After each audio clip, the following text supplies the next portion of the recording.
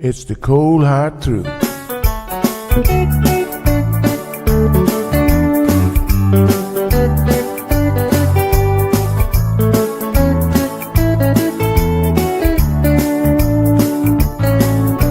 Everyone really want to know what's going on with her show.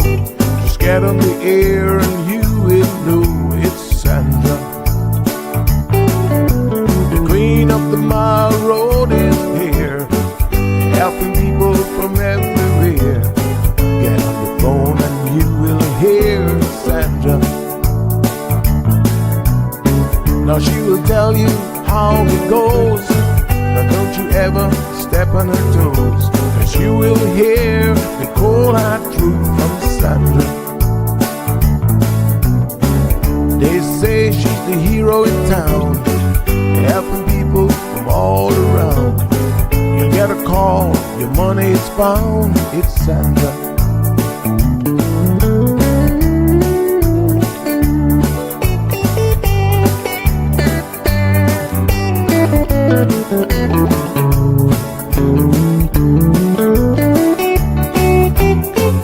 Some will call her late at night just to say that there's a fight, and she will not just leave it alone.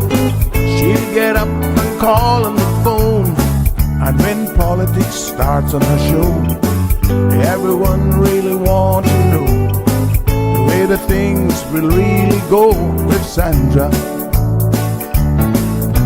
And some will start to criticize, get on the show and tell pure lies, but someday we'll realize it's Sandra. And when they start to argue again, she'll pull the heads to the wind, and soon you will be a friend of Sandra. 'Cause every day everyone wanna hear from Sandra. 'Cause every day everyone wanna hear from Sandra. 'Cause every day everyone got to hear from Sandra. 'Cause every day everyone got to hear from Sandra.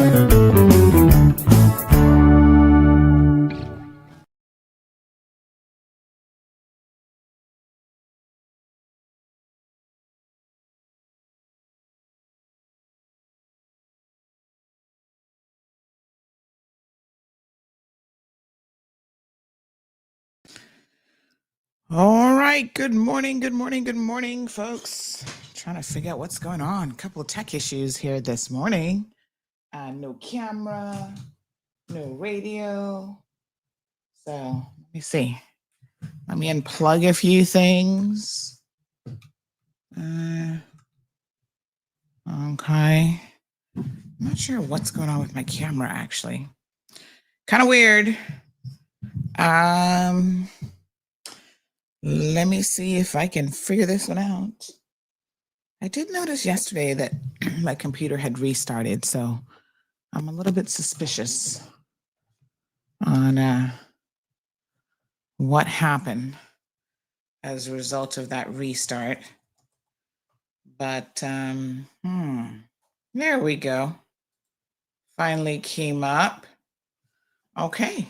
All right. Well, we're gonna go with it. Let me turn on that light. All right. Kind of try to fix my hair a little bit. Okay, there we go. That's as much as I do. How is everyone doing? Happy Wednesday, Hump Day Wednesday already? I think if my memory serves me correctly, we have 50 days until Christmas. So it is rolling on by. Let me see if I can figure out radio now. Hold on.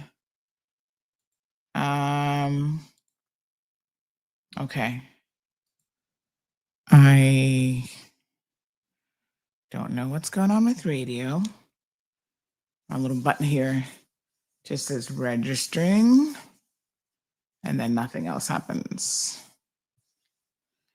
Are you guys hearing me on radio? Not registered. Okay. All right. So that is above my pay grade, as they say. So I will report that to the necessary individuals and then let them see what they can do. Okay. So for now, social media it is. You can find us, of course, on YouTube, Instagram, Facebook, cmrtv.com, the website. And yeah. So, oh, looks like it's trying a thing now. It's trying. Uh-huh. Let me see. Is it connecting? Okay. Oh, okay. I think we're in. I think we are in. Radio folks, can you hear us out in Radio Land? Hopefully you can.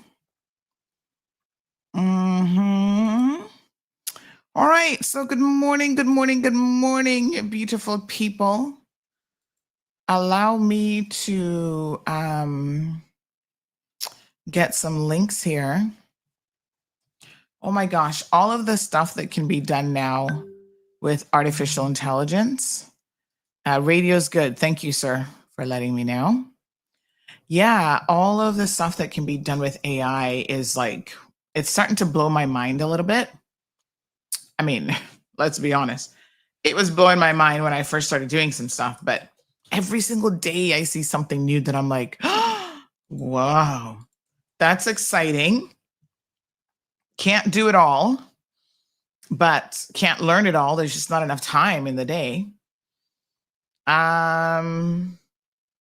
But you know, I'm going to continue my best to keep up to date as much as I can. There's a lot of moving parts, and it just depends on what you're using AI to do. So the stuff that I am most interested in is not just rudimentary chat GPT, but I am very, very interested in the content creation, like video creation, even interviews. Like you can set this up to do an entire interview for you. And let me tell you something, like two persons talking, and you're going to find it hard to believe that they are not live individuals. I haven't yet done one of those, and that's on my bucket list. Like I want to find a day where I can just focus on that, because what that literally means is that I could actually produce a show with two persons having a very intelligent conversation, debating various points, and they're probably going to sound more intelligent than the average person that we might be inviting on to debate certain things, which is kind of scary. But I want to do an episode, and I'm going to play it one day, and then I want you guys to tell me what you think, because it is impressive. It really, really is. So, speaking of Chat GPT and AI, I had to chuckle when I saw a news report that Kim Kardashian failed her law school exams because apparently she used Chat GPT to like help her study and tell her what the answers would be. Needless to say, that did not work out too well for her. So, yeah, she didn't pass. You can't really, I mean, listen, stuff like that, you got to do the work, right? And I'm not really sure what chat would have told her that was incorrect, but you also have to fact check certain things, like these AI tools are not 100%. And on top of that,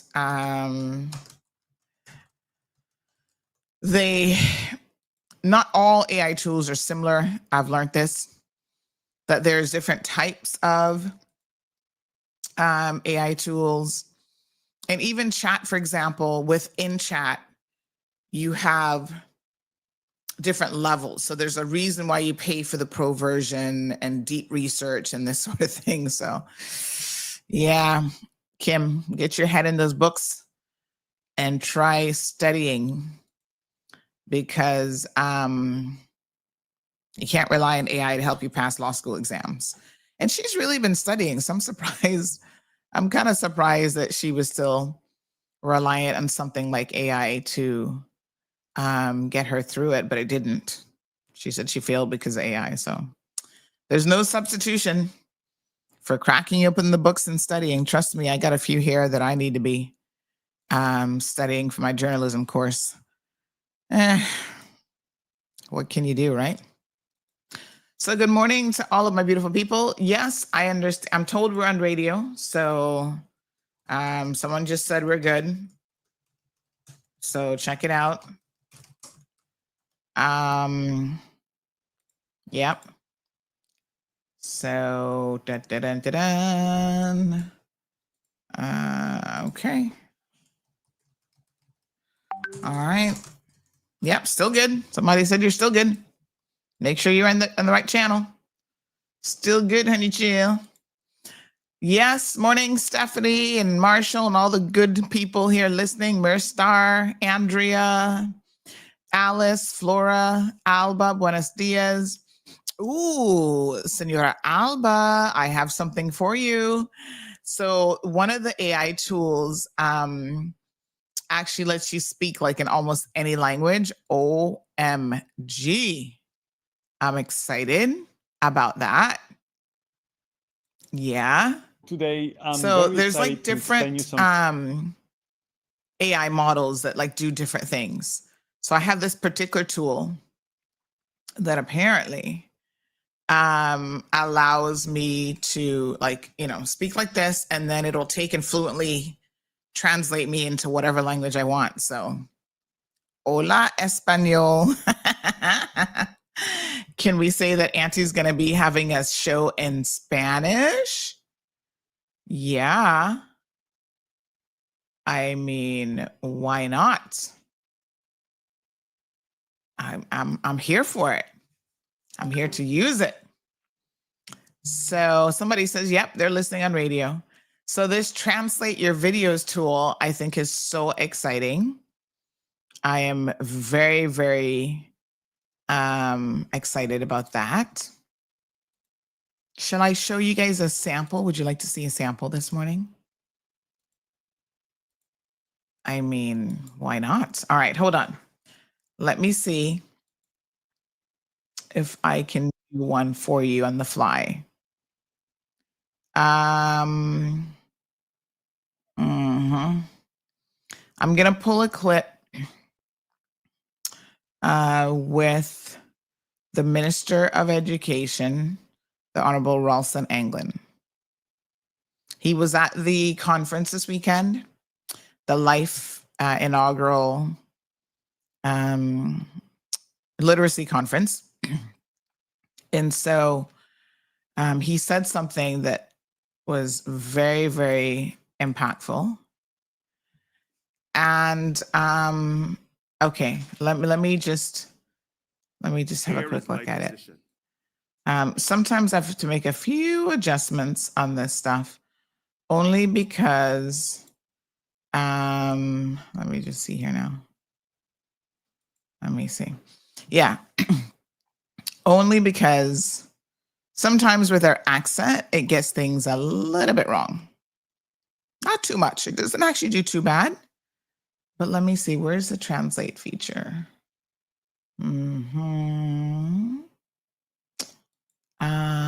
Speakers.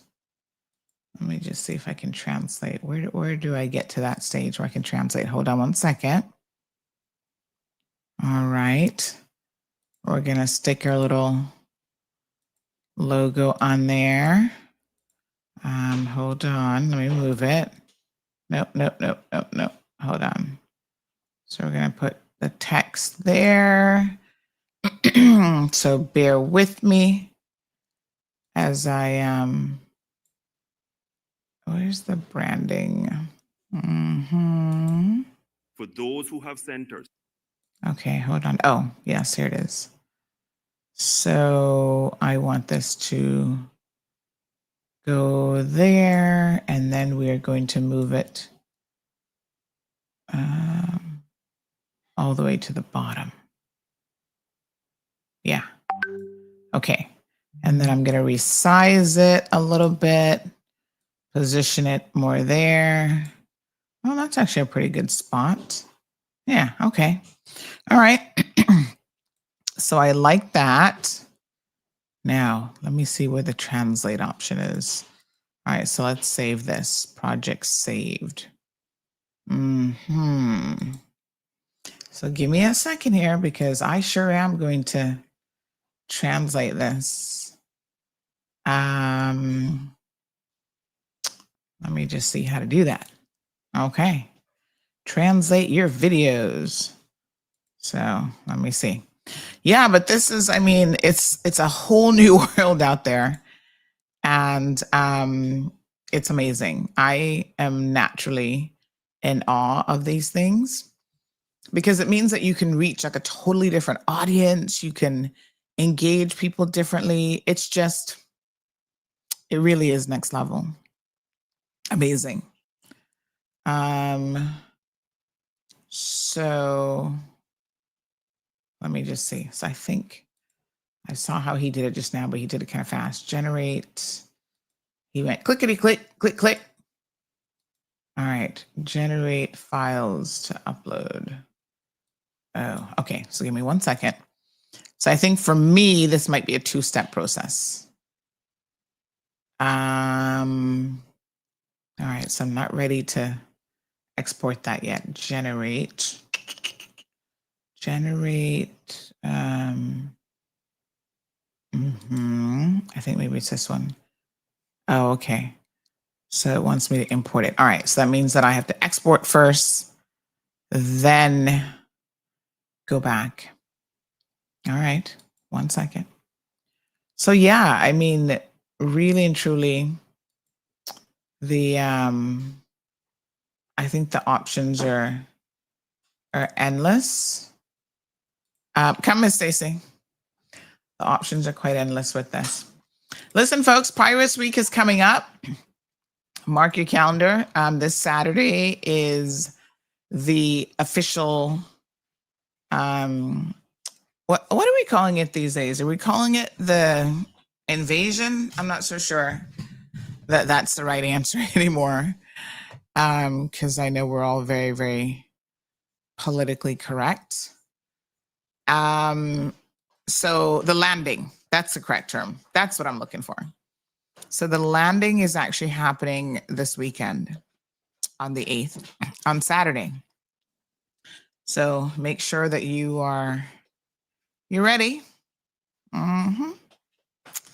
Got everything all sorted out for you and the kids. If you're taking kids, please be careful with them. There's a lot of people that tend to go out there and, participate. And so you just got to ensure that you are. Did you put any cold in it yet? Mm-hmm. A little bit more. That you are just really, really safe with the kids, right? So, there's lots of activity and stuff out there. But yeah, it's a fun time. I mean, those of you who really enjoy this sort of thing, you'll know that, the kids enjoy it. You enjoy it with the family. Everybody's having a really good time. So I'm just trying to find, where did this thing go? I saved it and now I can't find it. Okay, how on earth did that happen? All right, let me try again. Thank you. I am going to edit. See, when I edited that, where did I save it to? Where does it go when you save it? That's a question I have. I saved it and I came out and now. Let me see. Hold on, honey chill. Here is my position. Oh, looks like it just saved it there. Okay, let me make one little change here. The size of the logo needs adjusting and the position needs a little bit of an adjusting. All right. So it looks like we got to export this and then bring it back in. So this is the thing with a lot of these AI tools, like you have to do things in multiple steps to get like a final product. And that's where it takes a little bit of time. So it's not, there's the one tool that kind of does everything, right? Yep. Good morning, Miss Daisy. Good morning, Gary. So what about these accidents? Oh my God, did you guys see the two yesterday that were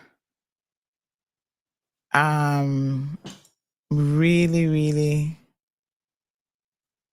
let me see. Good morning. Just wanted to see about what time today.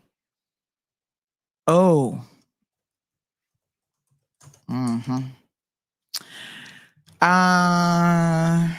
Let's see.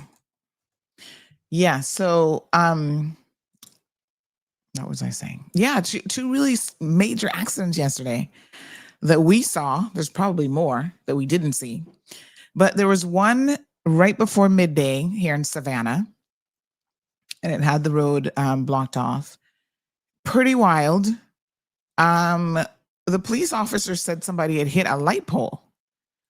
And so with them hitting the light pole, oh my gosh, it wasn't just a light pole. It was a at least two vehicles. There was a third one there that I wasn't sure it was connected because it was just like off to the side. It was an SUV. And then there was the two that were obviously involved and the light pole. So CUC was on location. So big shout out to CUC. I got to ask CUC this question. How many light poles do you guys actually have to repair and fix each year because of reckless drivers? Like how many light poles do they end up taking out? I think it's a few. My goodness. You guys have really got to start doing a better job with the driving. Hello, Mr. Nathan. He said he's hearing me loud and clear, honey chow. So yeah, the driving, my goodness, what is wrong with you guys? I'm trying to help you here, but I reckon there's too many people who are distracted, talking on the phone. And remember, I'm guilty of this. I'll be the first to admit. Because I'm telling you that apparently the research demonstrates that talking on the phone is actually, whether you're hands-free or not, there's not a whole lot of difference there. Honey chill. So, talk less when you drive. And I know it's hard because I actually get a lot done when I'm driving. This is the problem. This is why we're so distracted. Because in my brain, I'm like, I'm driving. I feel kind of bored when I'm driving. Like I need additional, like, let's get it. You know what I mean? And so I oftentimes feel like I'm just not even being productive when I'm driving. Can you imagine? It should be a question of, why would you want to be doing anything else other than driving? I think it's really, we're a product of like, this is how we have been conditioned. So just driving by itself and paying attention, no, that's not enough. I want to be, doing something else. And so I have to like consciously think about it and be like, no, just drive. Just drive, put on a little bit of music to tap your foot to, And then that's it. Because otherwise I'm like, let's make a phone call. Let's get this done. Let's, so it's a real struggle to stay focused. And once you're in autopilot mode, I think it's even worse. So I'm doing my little Epsom foot soak while we're here, by the way. I told you guys about this kind of nerve issue in my foot, and I was doing pretty good. I feel like I jinxed myself by talking about it. Told the doctor, things haven't been too bad lately. I'm so happy. And then I had, and I more or less know what triggered it. It's certain shoes. Like if I wear a new pair of shoes and, I haven't quite broken them in yet, so they're a little bit snug on the foot, anything like that, little pressure really sets the nerves on fire. And so the last 2 nights, I was sleeping the entire night with my TENS machine. And it only lasts for an hour, and then I have to turn it off and on again, off and on again. And it's really hard to get decent sleep when that's happening. Because once it goes off, the foot pain returns and it starts buzzing to tell you that it's gone off. So I literally slept like the night before. I think I got 5 hours of sleep. All 5 hours was me and my TENS machine on and off, on and off. So the last 2 mornings I've been doing an Epsom salt foot soak right here. It's super hot. And just put some Epsom salt in it. Grin and bear it. You guys don't even know this is what I've been doing, but I'm telling you now. So I got my feet in some nice hot water with Epsom salt, and throw some Listerine in there too. Apparently the Listerine's good for you. Good for your feet.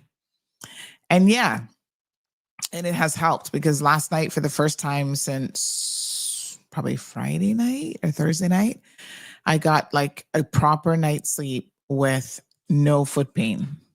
So that's good. I guess I got to do this thing. Let me tell you what kind of sleep I got last night as well. We're waiting on another guest to show up. Hopefully they're coming soon. So my sleep last night, let me see. Sleep. Oh, I got an 89 for score. They said that was optimal. So you see, I got better sleep last night. So time in bed, 7 hours and 42 minutes. Total sleep, 7 hours and 3 minutes. Sleep efficiency, 92%. Oh, you're alone? Okay. So 92%, that's good. I did good with my sleep. Resting heartbeat. Let me see. I was awake for a bit, did some REM, light sleep. Okay. All right. So it says that I did 3 hours of light sleep. What is this one? I'm still trying to figure out how to read this. But anyway, that's a good night for me, because I don't normally get that kind of sleep. Efficiency, 92%. Restfulness was good. Oh, REM sleep, I did 2 hours and 10 minutes. So that was 31%. Deep sleep, I did 1 hour and 33 minutes. So 22%. And deep sleep is the most restorative and rejuvenating sleep stage. Deep sleep includes all your sleep, including naps. And deep sleep makes up anywhere from 0 to 35% of your total sleep. So I got 22%. So, but it says on average, most adults do 15 to 20% of their total sleep time in deep sleep. So yeah, it looks like I'm a little bit above average at 22%. I will take that. I had 11 minutes of latency. That's the time it takes you to fall asleep at night. And it says you should fall asleep within 15 to 20 minutes of lying down. But I do something that you shouldn't do, which is, unfortunately, I do watch TV in bed. I know it's a horrible habit. You're not even supposed to have a TV in your bedroom. But I do that. Miss Jane, I'll make your announcement in just a bit. It's horrible. But actually, TV helps me fall asleep. Especially what Marlon be watching. Hey, chill. I'd be like, oh, this show is so interesting. snoozing in 2 seconds. All righty. Let me see now. I'm trying to see if let me see if this is ready. Okay. I think this is ready. Let me see. Aquí está mi posición. Hi. Okay. I got it. The only thing is, how do you remove the English subtitles, or is it going to do both? So this is a question. Una pregunta. Is it una or un pregunta? I feel like it's una pregunta. A question. All right. So look at this. This is so cool. Okay. So I do need to ask another question about how to remove the English subtitles, because I see those are still there. But let me show you the Honorable Minister now. Hablando Español. Miss Alba, isn't this amazing? Give me a second. Good morning from the Bluff, Carrie, honey child. Good morning, Miss Gina Tartarium. We're going to get to that. Petition is more or less ready. I'm waiting on one little thing to launch it. Yes, Miss Nighty says people don't want to wait a few minutes to get into the lane. I'm the opposite, child. I'll be waiting. I'll be like, you go ahead. No, you go ahead. Mulberry leaves and black sauce, and wrap your feet with socks. Oh, black salve. Where do you get mulberry leaves from? I don't know where to find those. All right. Let's I think I'm ready. All right, hold on. Mr. Livingston Smith is going to be joining us this morning. He is from the University College of the Cayman Islands. Pull your camera down a little bit for me. Yes, sir. We want to see your lovely face this morning. Good morning, Mr. Livingston. How are you? I'm very good. Can you hear me well? Oh, yes. I can hear you and see you just fine. I'm delighted to be on. Delighted to be here. Thank you so much. We always enjoy having you here. Thank you. And Andrea, people are giving me some native advice on what to do with my nerve pain. Miss Andrea says the moringa leaf tea cures all that ails you. Oh my gosh. Well, yeah, I mean, a lot of people do moringa. All right. Shaka Zulu admits this watching TV at night in bed. It's a horrible habit, but it's good when you can admit your bad habits, right, Mr. Livingston? Yes, you're totally right. And moringa sounds good for you there, Sandra. Yeah. I'm gonna maybe try some of that. All right, so you're gonna get a treat this morning. First time ever, thanks to our beautiful world of AI.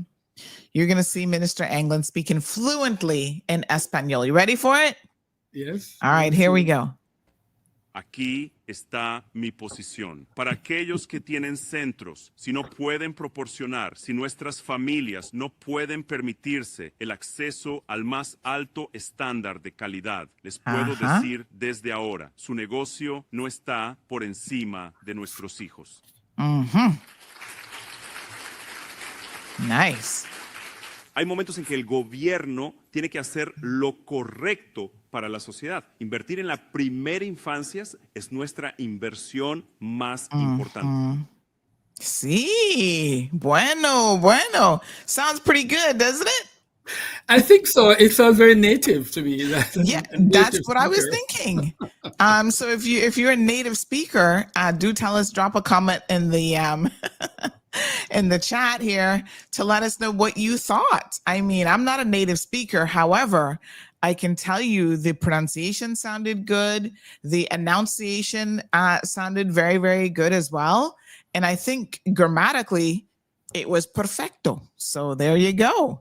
So give me your comments, though, because only a native speaker would really be able to tell us. It was prim and proper, as we say. Eddie says it was on point. And Eddie speaks, he's bilingual, so Eddie would know. Wow, I'm excited about this because this opens the door for a lot of possibilities, Mr. Livingston, as you can imagine. Yeah. I'll be doing my show bilingual soon. Yeah, to try out some other languages. And yes, talking about AI, Sandra, we are talking about AI UCCI. In fact, we take it so seriously. We have some champions here we know about who are out there and promoting their knowledge about AI. Mm-hmm. We have a journal coming out February 2026, or our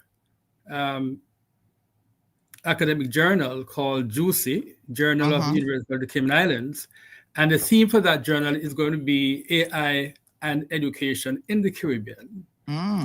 We have about 10 papers covering areas such as adaptive learning and AI, how to use AI tools that adjust lessons to individual student needs. We have papers on using AI by teachers to help them go faster.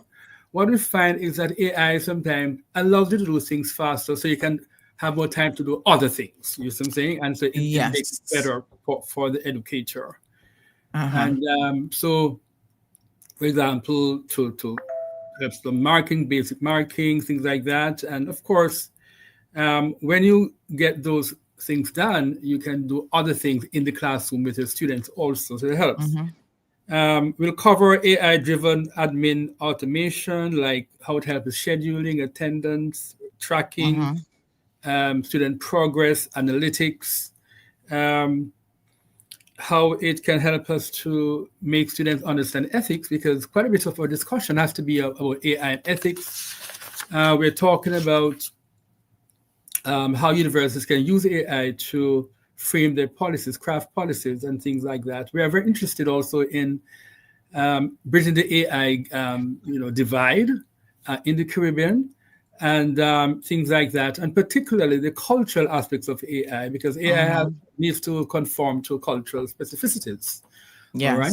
So we are interested in all of that. So part of my being here is to talk about that publication coming out and to hopefully interest people in that. It's going to be a symposium launch of that journal, so persons can come, be a part of it, and all of that. But Sandra, the bigger point really is that we are still in the 50th anniversary vein at UCCI. And so the launch of the journal is part of that 50th anniversary. The year is going too fast, you know. I know. We're like 50 days out from Christmas. Tell me about it. So we're trying to cram quite a few other things. We have done our commencement, as you know, the big commencement. We did 2 conferences. We did the international service. We launched some new programs. We launched some honor societies on campus. So it has been a pretty hectic year so far, but the big ones are still to come. One of the big ones is going to be our marathon. I really want to get the society excited about this marathon, which will be January 11 next year. So please get ready. Please be a part of this marathon. If you're hearing me, it's going to feature 10K loop beginning and ending at UCCI, different categories, 50K, 25K, 20K, 5K, team relay. We start here and come back at UCCI. The focus, of course, on UCCI. It's a fundraiser. We want to raise funds for UCCI scholarships, for student support initiatives, student registration. And so I'm alerting everybody about this important event, this marathon. All right. The second big event, Sandra, is going to be our gala dinner, March 28th. And so if you're listening, please mark your calendars for this event. It's going to be huge. The theme, of course, continues to be honoring the past, inspiring the future. It will be an elegant affair, paying tribute to our alumni, partners, community supporters. And one of the features of this gala, which is going to be extremely exciting, and the first time we're saying it, and it's going to be on your show, is that we are going to be selecting 50 alumni of UCCI, and persons can have the opportunity of being part of that process. All right. So we are launching what we call the UCCI 50 for 50, a one-time showcase honoring 50 outstanding alumni whose achievements have been spectacular. Their service to the community, their leadership throughout the society, even globally. And so we're saying that from today, the launch is from today, Persons can nominate past students. Once the person has come to UCCI, the person might have done a certificate, an associate degree, a bachelor's degree, a master's degree. The key thing is a person came and completed a program at UCCI. It doesn't matter what year it is. We have graduated thousands of students over the 50 years. All right. And so you can go and how do you nominate persons? Well, faculty members can nominate, members of the public can nominate persons, staff, alumni, students. Persons can self-nominate also. All right. How do you do that? You write up a submission to UCCI, up to say 400 words or so, outlining the person's achievements, leadership in the community, contributions, and some evidence, So we can have these, so the committee that sits down to look at what we have will now make a selection based on, of course, obvious important criteria. All right. So we're here to announce the opening of this search for the 50 students. And this period closes November 21 this year. Okay, so the celebrations, let me just confirm, they go into next year up until... Oh, yes, definitely. Yes, in okay. fact, give some, so the marathon is January 11. Okay. The gala is March 28 next year. All right. And one event I've done mentioned is going to be a huge distinguished lecture. Is going to be part of maybe the very last thing that comes up for it. But all of these are part of our celebration. And just to alert the public that we're still in celebration mood and they can be part of it also. And I wanted to say this opportunity to say thanks to you for being there with us. You have done an extremely good job in helping us to get it out, and we deeply appreciate it. Thank you so much. So, you write, you've been very, very busy. You've had so many amazing events, really, to celebrate the 50th year of UCCI being in existence and offering a wide number of courses for students to attend. And you do a lot of the short courses, which I do know quite a few people have messaged me to say that they're interested in. So in case you missed the sort of title really for the anniversary celebration, is honoring the past and inspiring the future. UCCI's 50th anniversary continues. So we're bringing you all of the events, and there've already been a number of them that they've had throughout this year thus far, and they continue into 2026. This is fantastic. Definitely. Just yesterday we had the launch of an honor society, the Phi Beta Society in Business and Finance. In fact, we have this honor society in humanities that launched 2 weeks ago. We have it also in TVET. All right. So these are important development because we are very, very interested in having on campus these honor societies. They're global honor societies for students who have done well academically. And you also know that we are also part of the thrust is also to get even more accreditations, under a belt as the university evolves. Fantastic. So how do people, is there a section on the website that has your calendar of events specific to the Yes. And so let's go through again. I know the time is going. So we're going to have the launch of our academic journal. It's going to be AI and Education in the Caribbean. It's going to be in February. It's going to be in the form of a symposium. So persons can be part of the presentations and understand what is going on and how we want to shape that conversation and reality going forward. All right. As I have this opportunity, at UCCI, we take AI very, very seriously to the point where everybody who leaves UCCI will have some exposure to the fundamentals of AI. All right. So that there are courses that everybody does, and those courses have AI infused in them. All right.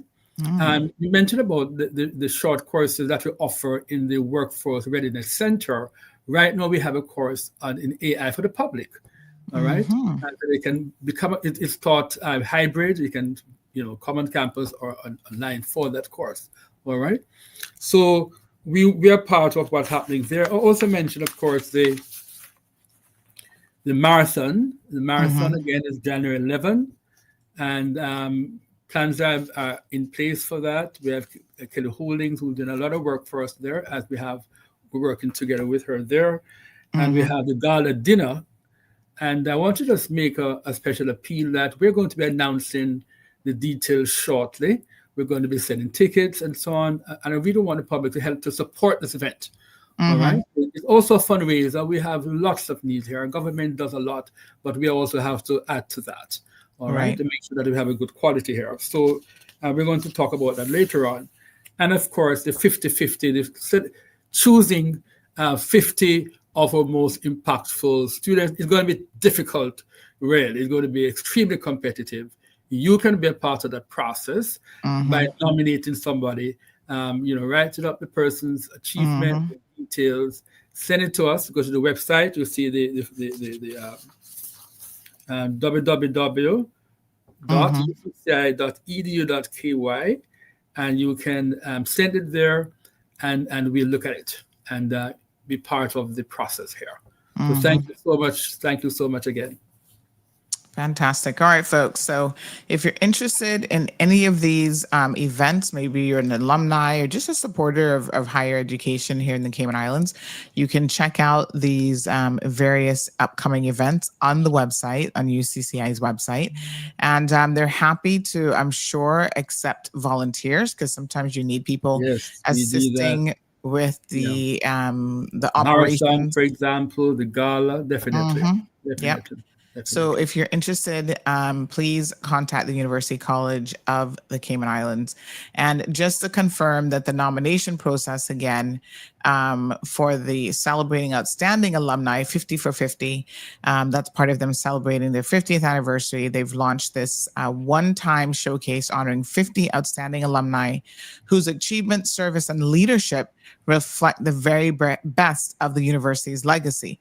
So you can nominate, you can self-nominate if you want, and people who are eligible or any graduates of the credit-bearing UCCI programs, so that's degree, diploma, or certificate programs, they have to be in good standing with the university, and then the criteria is there.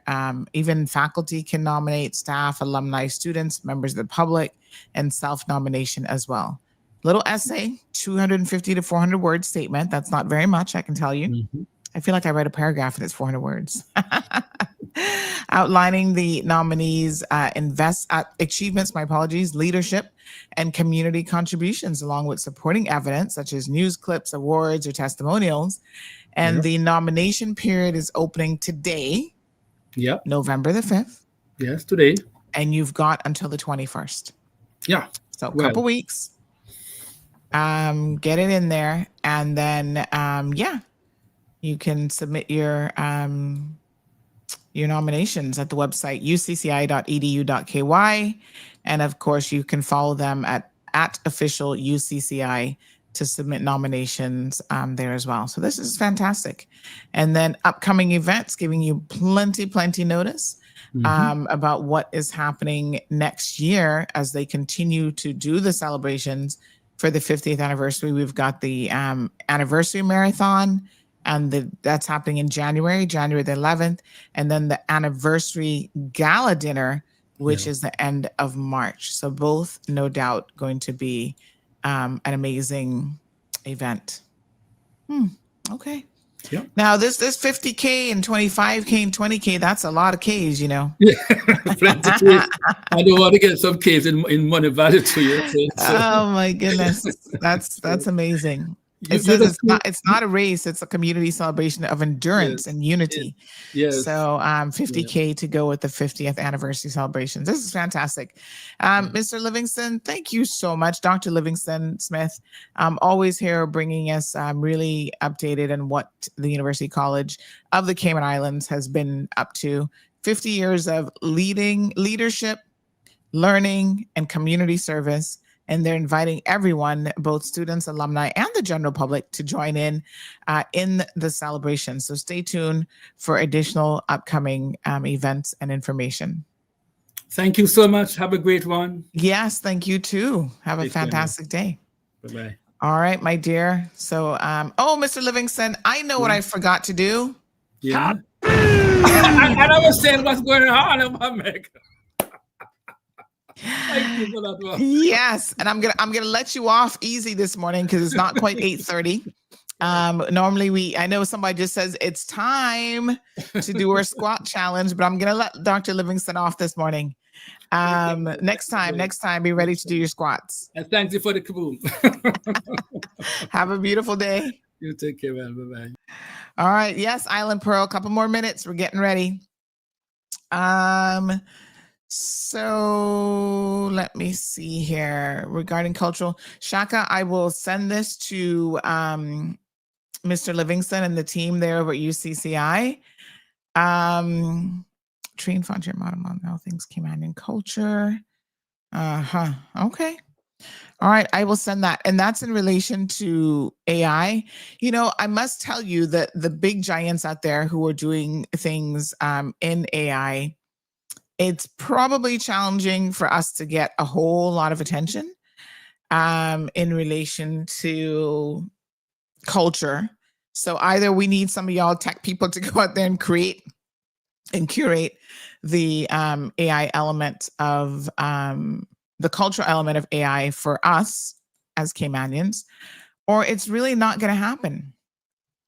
You know, honestly, I have seen so many times whenever I do an AI video, you have no idea the amount of time that I spend trying to make the AI model say just the word Caymanian right. Caymanian, Cayman, I mean, they're all over the place. So I I do my best, but it is very, very challenging. I can tell you from firsthand experience. Okay. So I have discovered, I had a question just now of myself, really. And I have answered the question already. So I've figured out what's going on here. You know how I was like, why is it that it has both captions? And I know, you see, this is why AI can't do everything for you. You have to understand certain things yourself. Yes. And in fact, it didn't take me long to figure out why both were there. But maybe it's not a bad idea to do both. So as I was thinking to myself, why did it do that? I don't need both subtitles, both English and, Spanish. I just need one or the other. And then it occurred to me that no, the reason why it's there is the source file. My apologies.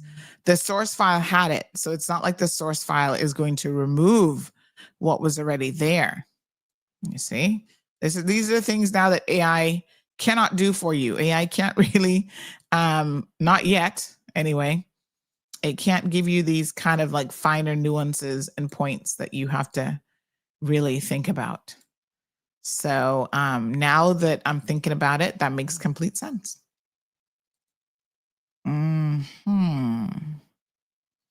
So I wonder, subtitles only. What if I removed?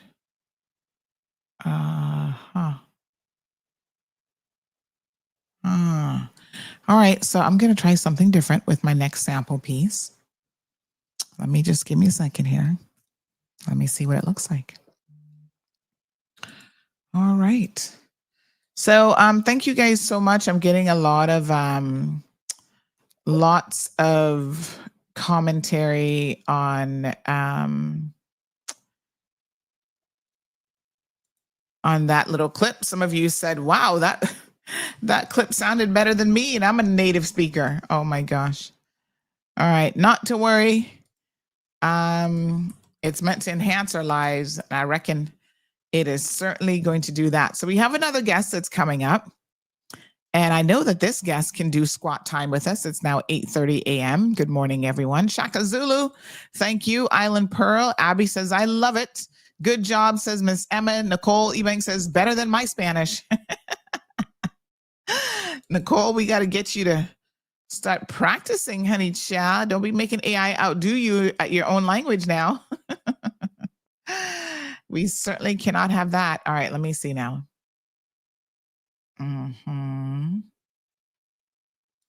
Okay, so that is not what I wanted. So give me a second here. Okay. All right, so I'm going to, I got to figure out another way of doing what I'm trying to do. Okay, all right. It's coming to me. The brain in the background is working. In the meantime, let us welcome Mr. Brian Myers to the program. He is a free diver extraordinaire. Brian, good morning. Good morning. How's it going? How are you? I'm good, thank you. How are you? Thank you for having me on the show this morning. Fantastic. Yes, absolutely. First of all, we've been doing a challenge here, a squat challenge, right? Which is kind of pushing some of us, 50 plus club, pushing our endurance a little bit, but we're trying to get moving. So every hour that we're sitting, we're forcing ourselves to get up and to do some sort of movement. So we're starting with squats, but we're actually going to do other things. I've got some exciting things in store for our listeners, but things that are easy to do, at our desk. Doesn't require too much area, too much movement, and everybody can kind of do it. So we want you to join in with us now. Of course, this is probably going to be a bit of a joke for you because you're like, 50 squats. Anybody can do that. Yeah. Because you are the master of endurance. Yes, I am. Yeah. Oh Somewhat. my gosh. Yeah, no, you're fit, honey child. So will you join us in our squat challenge this morning? What does it entail? Just getting up if you're sitting and doing a squat. I don't know if you're sitting, but yeah. So, I'm sat down. Yeah, you just need to get up. And we're all going to get up. So everybody get up. Miss Evelyn, you must be around somewhere. Shaka, everybody get up and we're going to do our squats. Is Miss, let me see here now. Miss Vernita, are you online this morning? Because I need somebody to count for me. Because what happens is I have to continue talking. So sometimes talking and counting is a little bit challenging.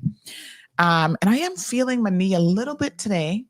I'll admit to that. So, but I do find that, funny enough, doing the squats and stuff, I feel like that's actually helping the knee quite a bit. So that's really important. We're working out, our glutes and knees and all that kind of stuff. Evelyn says I'm here and she will do the count. So I'm actually going to do this morning. I'm going to hold. So let me get my little phone here. I'm going to hold instead of doing, up and down. I'm actually going to squat and I'm going to hold it. And of course, Brian, you're an expert at getting into position and helping and doing this sort of thing. So Brian is setting free diving records. So this is fantastic, yes, Brian. So what's your key while we start? Hold on, let me get my little timer going here. What is in your opinion, what is the best thing that you can do to build up your endurance? Because you're doing it with free diving. What's your advice for people who are like, I want to build up my endurance? So I would say it's a mind over matter thing. You want to try and push yourself as far as you can go within limits. And then once you know your limits, you can push past them. Wow. It's a progressive thing. It's not something that's going to also happen like instantly. But I'd like to say that over time, it's something that, you develop. You just say, I can get to this goal. And you set yourself like an achievable goal. And then you start pushing it a little bit further and further each time, small increments, 1% every time, And that's how you build up that endurance. Rome wasn't built in a day. So we also have to bear in mind, as we get up in age, But sometimes this set endurance, it takes a little bit longer for us to develop. Yes. Mhm. Absolutely. Keep talking, honey shell. Yeah. So, I'm in a squat right now and yeah. I'm starting to feel the So, burn. yeah, that's okay. I'm with you. I'm here with you. I'm going through it with you as well. So, Okay. Whew, oh, I did a minute. well Oh done. Lord, I could feel the last 15 seconds is like the hardest. I mean, Yes, it that's is. that's when the burn becomes a bit too much. I see Johan is obviously not working this morning. He's in the comment section. Johan, we're expecting you to join the squat challenge, please. And we need evidence because we don't believe Johan when he says he's going to do it. Okay. So yes, I can feel, the heart beating a little bit. Mhm. So you say that basically start somewhere. And I think this is what Yes. we kind of told people 2 weeks ago. If you can only do 10, do 10.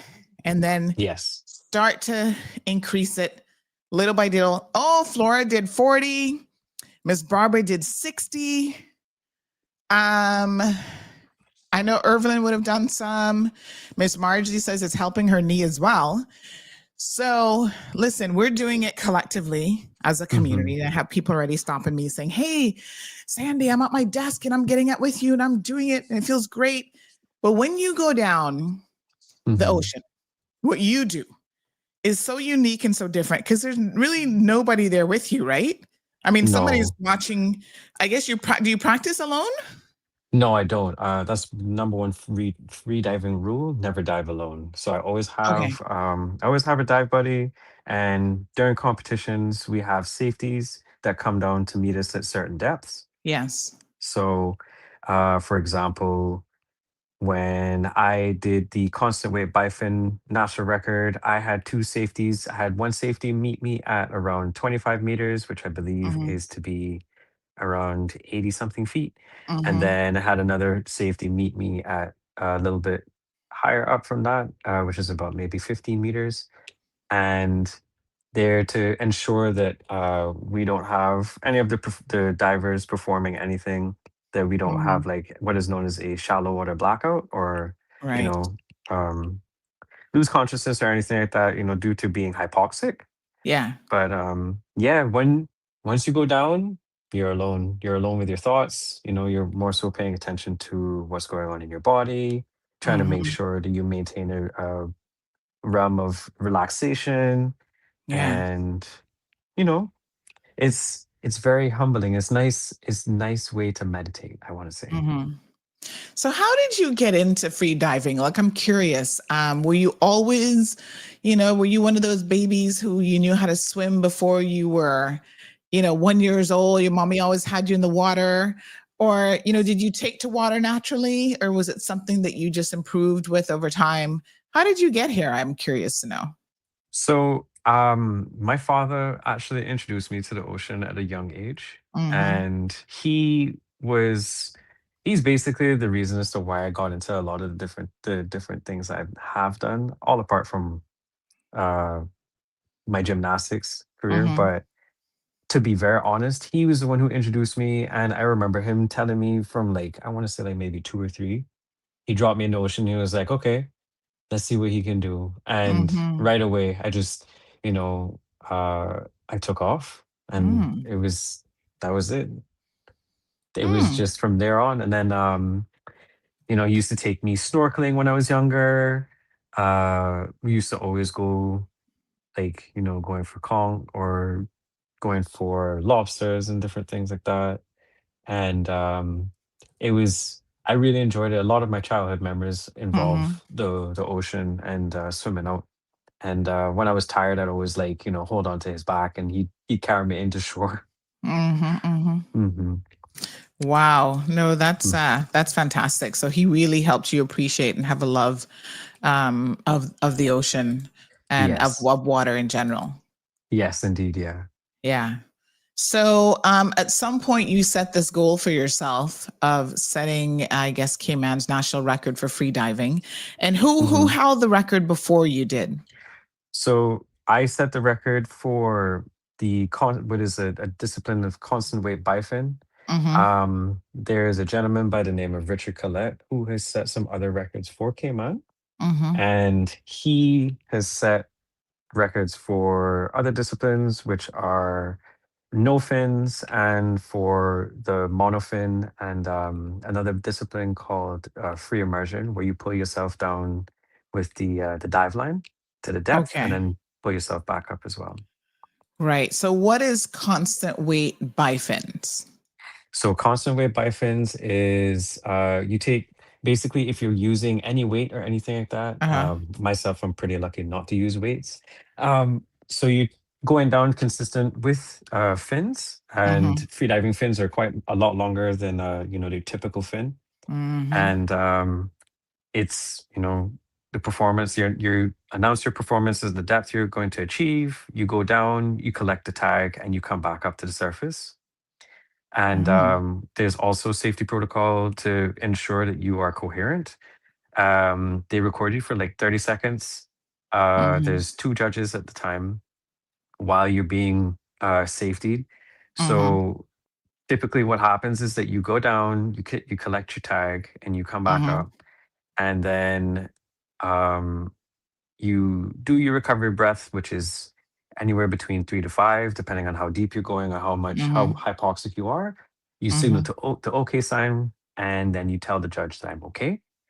And then Mm-hmm. they see if you're okay for 30 seconds, and then you either get a white card or Mm-hmm. a yellow card or a Mm. red card, depending.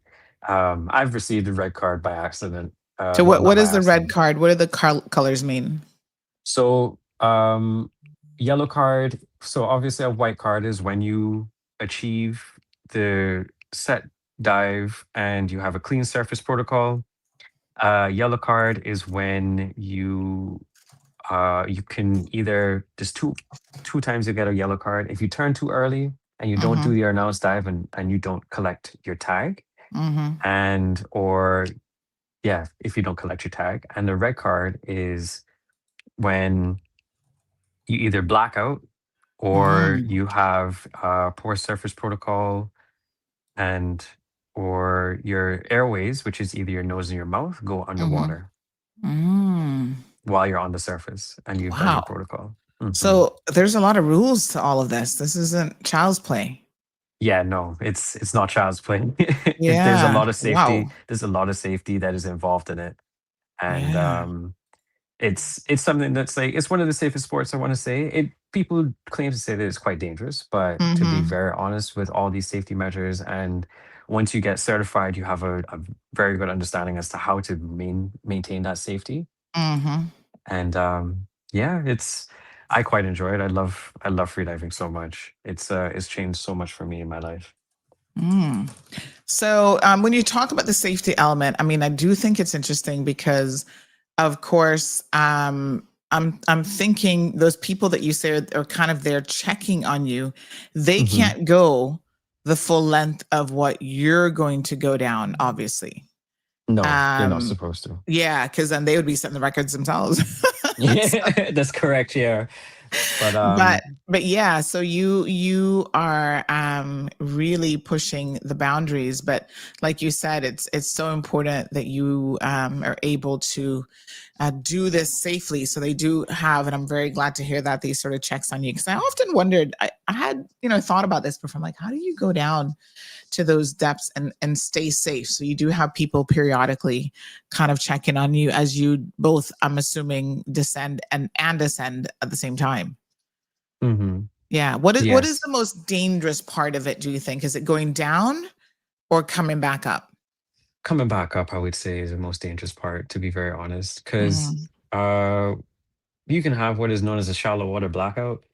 mm-hmm, And that is when you use too much oxygen, coming back up to the surface. And this can typically happen when you do very deep dives over, I want to say, over 150 feet. Anything mm-hmm, between like 150 and 200 feet or beyond that. People typically use a lot of oxygen, they exert a lot of energy coming back up to the surface. And also, when you are not completely relaxed, that can also happen as well, because mm-hmm, relaxation is a part of the game. It's basically competitive relaxation. So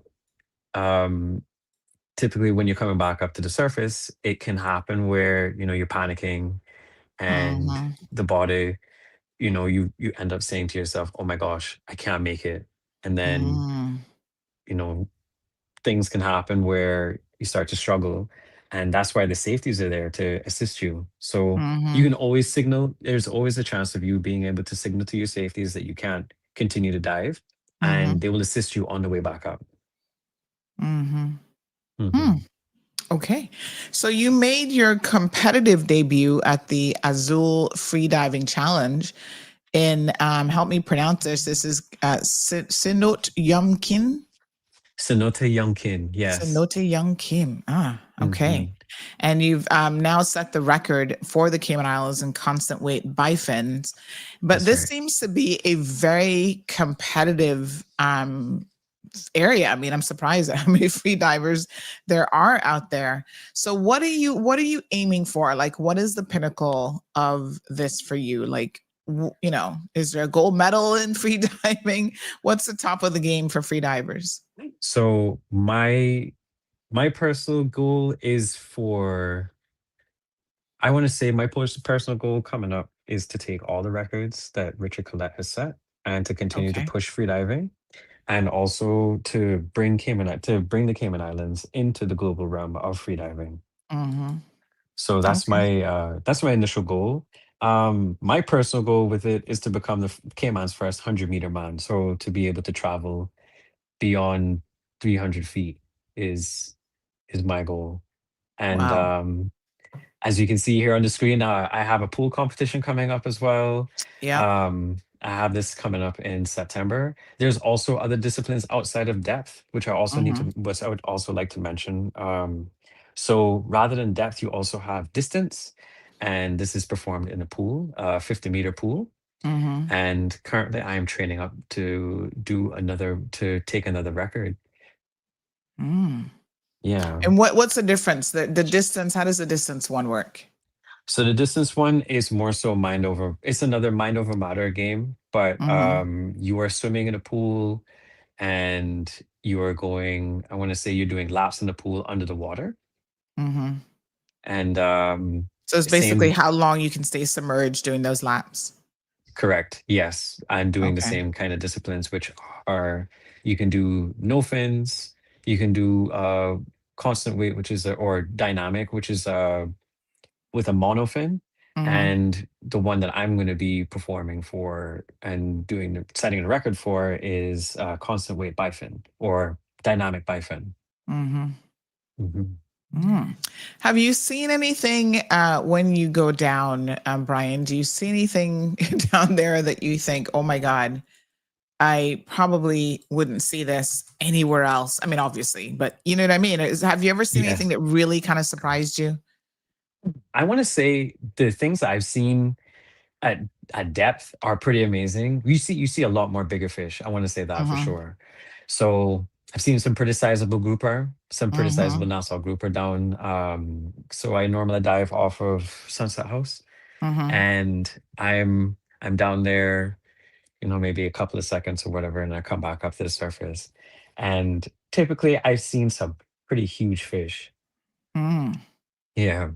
Do they It's it's do you it's do you very feel like interesting. they're wondering what on earth are you doing? Like, Yes, actually, yeah, I do.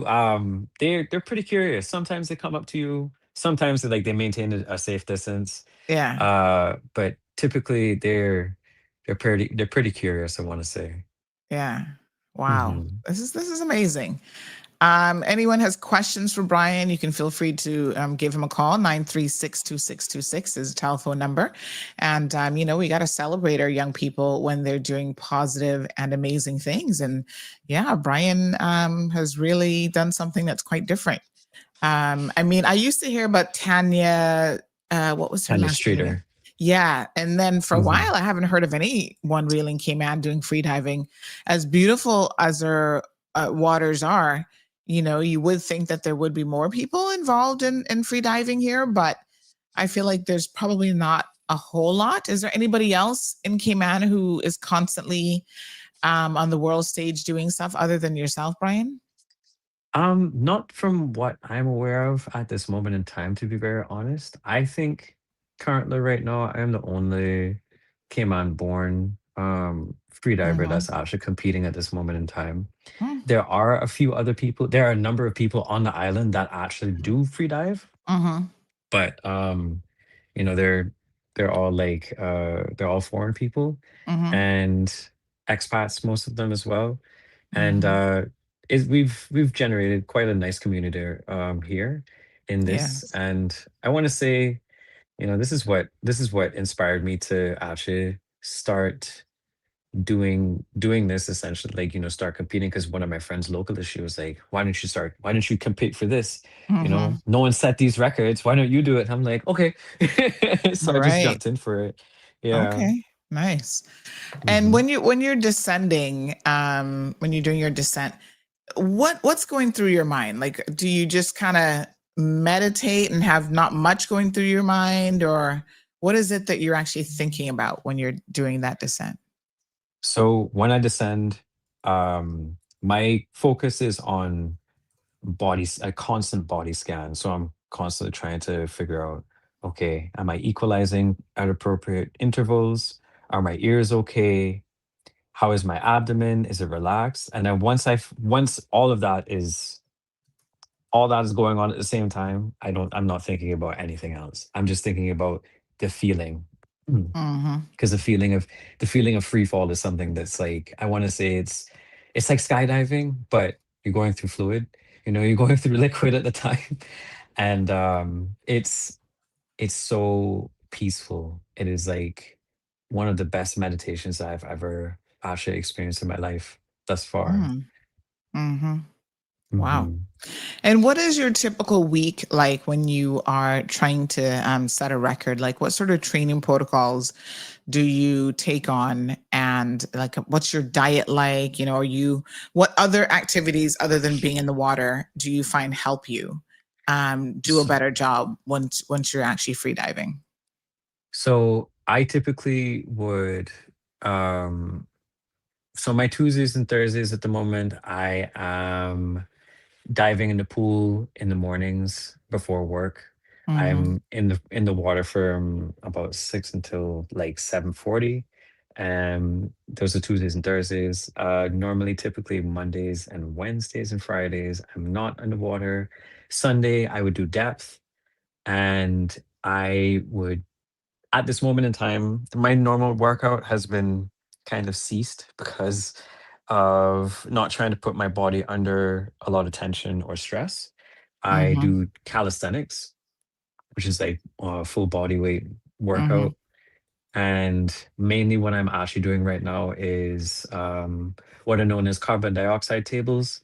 So I would hold my breath for a set amount of time and decrease the interval of rest in between it. Currently, I'm holding my breath for 2 minutes, and the shortest amount of rest I have is 5 seconds. Mm-hmm. And that's to build up carbon dioxide tolerance, as well as, like I said, with like, typical yoga stretches and stuff, trying to get my diaphragm as much, or to get my abdomen and my diaphragm and intercostal muscles to be as limber, as stretchy as possible. Mm-hmm. Mm-hmm. Mhm. Fantastic. Wow. Sounds like there's quite a bit involved. Miss Yeah. Andrea is saying as well that she enjoys, getting in the water, and she learned to swim at Spots Beach. She says, my teacher was will to survive. As kids, we always stood on the black grass and didn't Hmm. venture into deeper water, either the white sand bottom. And my big brother, Buddy, saw how coward we were and realized we'd never survive in a water challenge like Ivan or Melissa. So he picked each of us up and threw us in the white holes with encouraging words like swim or drown. Oh my God. Believe you me, I swam and I'm here to tell the story. Oh my goodness. So many Caymanians have these horror stories of how they learned how to swim. And I'm not too sure that that's the best method, but I guess it's a method. So Yes. that's pretty wild. Believe it or not, you can Hmm. learn to swim without being thrown in and said, see you later. Yeah, exactly. That's Oh right. my gosh. So Brian, folks, is Myers putting Cayman on the national stage and the global stage, really, with his record that he has set here already. And how can aspiring Caymanian freedivers, I'm sure there's some young person right now on Instagram listening to you thinking, ooh, maybe one day I'd like to do that. How do you get started in the area of freediving? Is there a freediving association, community here? I know you mentioned that there's people in the sport who are very, very supportive. How do people find those individuals?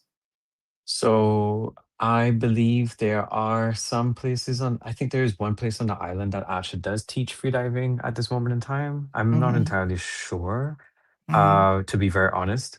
But I think I think if you were to reach out to any one of the PADI instructors that are on island that do scuba, they'll be able to direct you. Yes. And in terms of like buying equipment and stuff, you can also buy that locally on the island. But aside from that, I want to say, you typically have like a really good community. Actually, we do have a really good community on the island. We are, I think there's like 128 people in the freediving group who are all certified, and either you can reach out to myself or someone else I can direct you to, and we can go from there. Fantastic. Well, Brian, thank you so much for joining us. If Thank you so there much are for having people me. who want to support you along your journey, tell us, what sort of support do you need? Well, how can people help, push you further and get you to set some new, both Cayman and international records? So currently I'm actually looking for sponsorship for my upcoming event that is in December. And any donation is really helpful, to be very honest. I will be having my coach come with me as well, and I've just applied for a grant from government to see if they would be able to assist me in this. But outside of that, any kind of donation is also very, very helpful. You can follow along on my Instagram. I normally am posting quite a bit on there. And like the thumbnail you just had up of the recent one where the pool competition featured me, they, that's pretty much it. Yeah. Yeah. Okay. All right. And tell us, when people donate, what do the donations go towards? Like, what sort of expense do freedivers incur? So it would typically be for like equipment expenses and for entering further competitions in the future, and more time to, promote Cayman, our Cayman kind towards it on the international global stage. And just pushing me even further and further into the realm of where I see myself reaching. All right, fantastic. So, folks, just give us your social handles again and how people can reach out to you. Also, my social handle is Supreme Kai Brai on Instagram. That's the only one that I'm actually currently on at this moment in time. And I'm not on Facebook at this moment, but I think I should go back on sometime soon. But yeah, that's the only one that I actually have right now. All right. So this person looks like Giazzi Williams says, "Is this my cousin?" Oh, yeah. I mean, that's your cousin. Yes, it is. Yeah. Cayman, we got cousins all over. Carrie says, awesome, Brian. Everybody, let's give Brian some virtual shout outs. And listen, young people who are doing amazing and positive things, we want to continually support them, not just with the virtual comments and applause, but dig into your pocketbooks and, give a donation. So in light of that, Brian, I know that you weren't expecting this, but CMR is going to do a little donation for you here this morning out of our CMR, our little kitty, I'm going to take out the little, what do you call it? The little bank, the little, the pocketbook. No, the ones where you put all your little coins in. Your piggy bank. Your piggy bank. Yes. I'm pulling out the CMR piggy bank this morning, and we are going to, on behalf of the CMR organization and family, we're going to make a donation of $500 to you to help you, with your upcoming events. Thank you so much. I really appreciate that. I'm so grateful for this. You're absolutely welcome. And so we want to encourage you to continue free diving, to be safe, and, put Cayman on the map for all of the amazing things that you are doing in the water. So Ms. Barbara says, good luck, God bless, and be safe. So I want to encourage other people to, $25, $50, every little bit helps, folks. So pull out something out of your pocketbook, as he said, or your piggy bank, or whatever you got there, and let's help Brian continue to focus on his free diving career without some of the financial burdens that come with taking on, sports like this. So Brian, congrats again, and really so incredibly proud of you. Thank you so much. I really appreciate it. And thank you so much for having me on the show. All right, my dear. Have a good one. You too. Thank you. All righty. So, folks, that's Brian Myers, freediver extraordinaire. And yes, he is breaking records, and we want to encourage him to continue to do so. He's got some events coming up. So, again, if you want Brian's contact details, you're interested in sponsoring him or helping him, let's do it. Simple as that. Thank you, Miss Carey. 936-2626 is the telephone number. Giazzi says, big up my cousin. That's right. Big him up. Big him up. All right. I love it when young people are doing amazing things. So yesterday I had an amazing set of interviews. I was actually quite busy, and I was quite on the road doing a number of interviews. And so we're going to air some of those interviews both tomorrow, and tomorrow's Thursday, and maybe into Friday. But one of them was over at the Ministry of Planning. That's an important one to sort of correct a narrative that is out there that isn't entirely accurate, that is misrepresented. And I think people just get things wrong because they just don't understand. There's no malice behind it. But of course, once you don't understand something and you kind of put it out in the bigger sphere, then things get all kind of combobulated and confused, right? So we want to set the record straight with that. And then the other one is I had a great opportunity to speak to Miss Diane Connolly and one of her cohort students for the DART hospitality school program. They have a hospitality training program where basically they've taken their hotels, all of them on island, and even overseas, because they've got, the Four Seasons in Anguilla, and they have turned this into an opportunity to create their own hospitality training program. And you guys have got to hear how many students are applying, the amazing things that these students are doing, and the ways in which they are being recognized in the area of tourism. It's really interesting. So that's another interview that you can look forward to here shortly. And of course, with CMR TV launching, we need as much video content as we can possibly get, honey child. So if you have an interesting story, NPO promotions, whatever, just link us up. And even if you want your own show, come and join. Miss Jean says, good morning, Miss Sandra. Hope this message is okay. We're having a huge yard sale. But in the hall at South Sound Community Center for Meals on Wheels this Saturday at 8 a.m. Bargains galore, clothes, Christmas items, household goods, toys, printers, so many things. Come grab a bargain and support the CI Meals on Wheels. That's fantastic. Do you have any flyers or anything, Jean, that you can send me? I'm happy to add it to our community calendar, and also to post that up on social media for you. Meals on Wheels does an amazing job. So yeah, we're happy to support them for sure. All right, so come out, folks. And do you need more stuff to sell as well? I can dig out a few things probably. So Miss Andrea says, to clarify, to exonerate myself, and for clarity, I learned to swim with my brother tutor 72 years ago, and I had many occasions to drown after that. But because my Bobo gave me that start, I'm a great swimmer still. Fantastic. Thank you, Miss Andrea. Yes. Awesome. Okay. Let me see what else we got going on.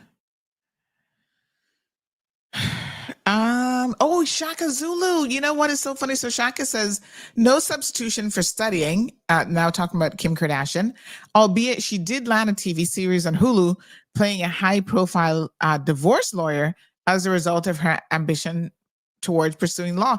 I actually saw an interview. It's so funny you mentioned that.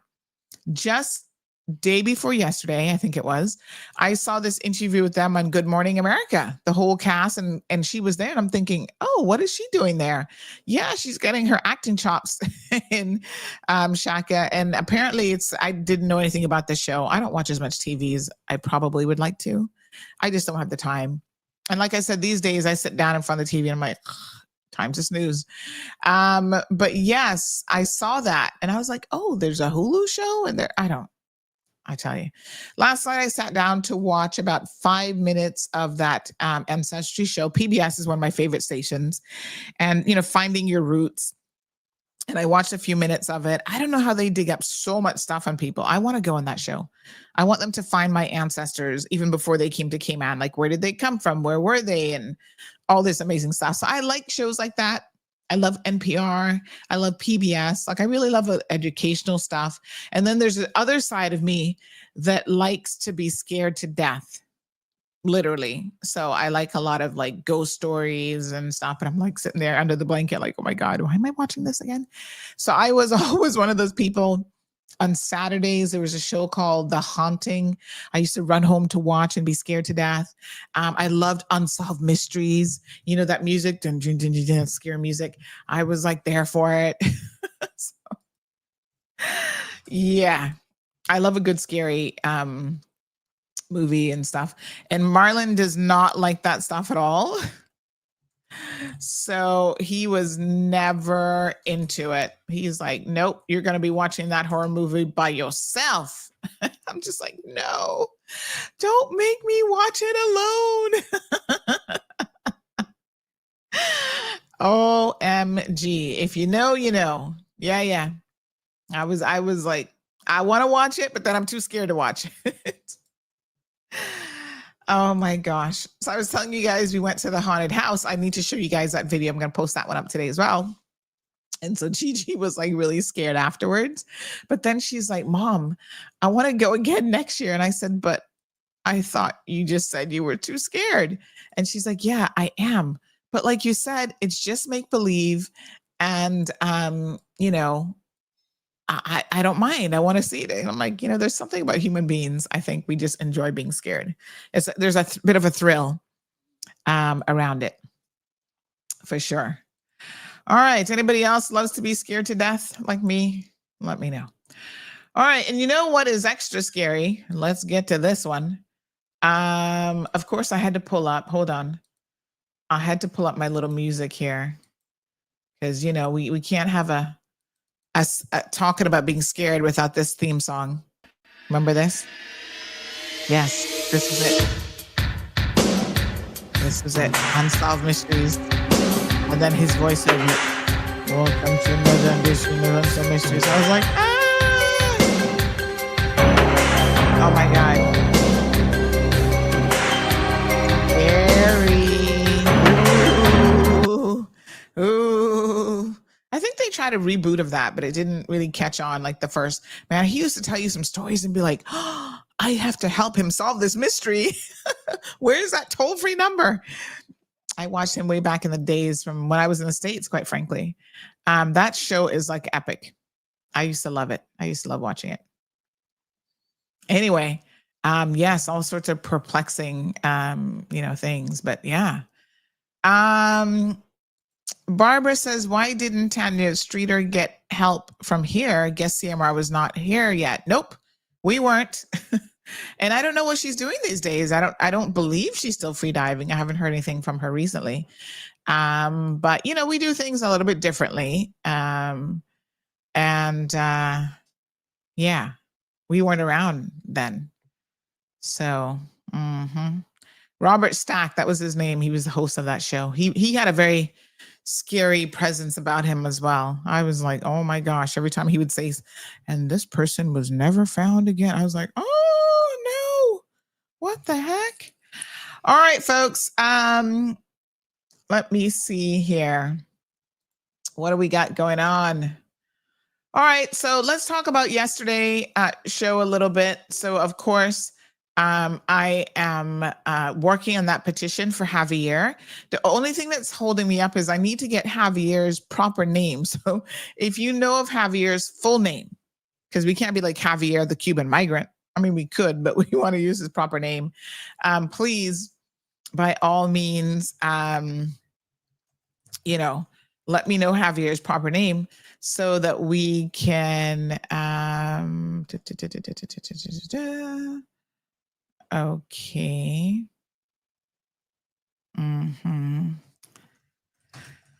All right. Yeah, so Javier, we will start that petition today, and then we're also going to post up the Larry one as well. Okay. Master. Okay. All right. Yep. Used to watch Unsolved Mysteries too, says Margie. I know, it was so scary. Gabby says, OMG, yes. I would run and hide once that theme song started. It was time for bed. Flora says, love him. Every day was watching. Right. Good morning, Celine. How are you? So I was going to pull up another one of my not Spanglish, this is proper Spanish videos this morning to see how you guys are, how you're grading this, because of course I want to get your opinion on how the translation sounds. And we can do different languages. So if you want to do a different language, I just thought Spanish was easier to test because most of you speak Spanish.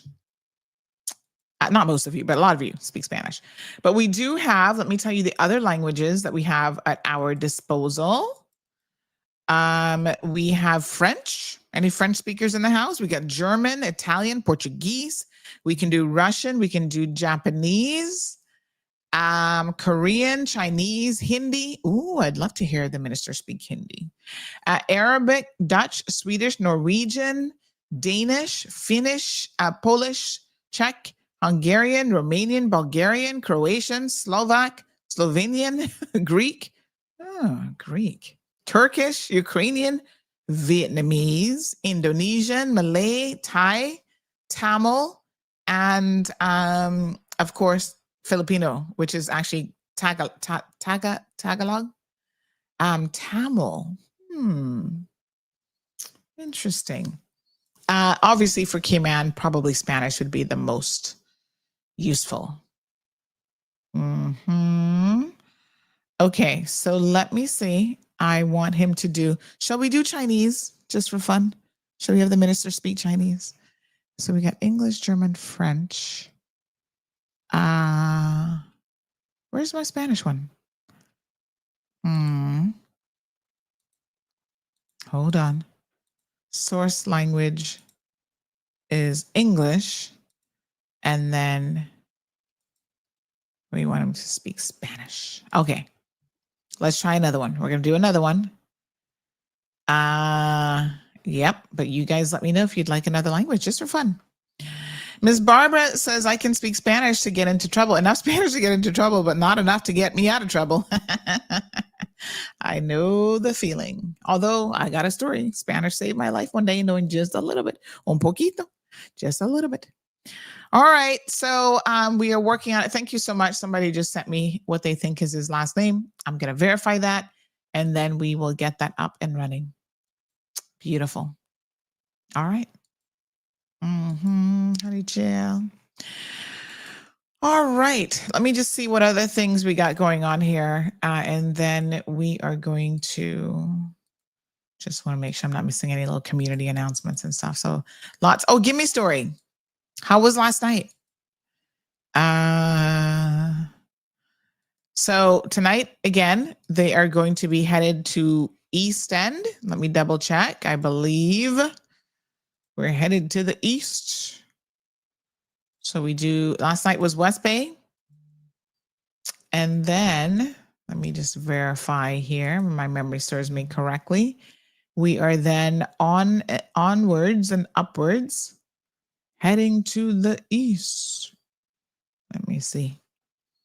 Honey child. So give me story. Yes. So Wednesday, that is today, East End Heritage Park. And then tomorrow is Cardinal Avenue for Georgetown. Friday will be Pedro. And then on the 8th, which is Saturday, Scott's Dock in Cayman Brac. So please go out and support Give Me Story. And, there'll be food and refreshments available for purchase. And this really helps to showcase our amazing talent that we have on island when it comes to storytelling, musicians, Mr. Chalette will be there on drums, et cetera, et cetera. So, yes. Mr. Amelia asking what's going to be in the menu tomorrow. I haven't gotten that far, Mr. Amelia. She reminded me that after knee surgery and all these things, I had skipped. Yes, I got the name. Thank you, Mamacita. Muchas gracias. So I got his name. So now we can complete that task. Appreciate it. Yep, just like that. Ask and you shall receive.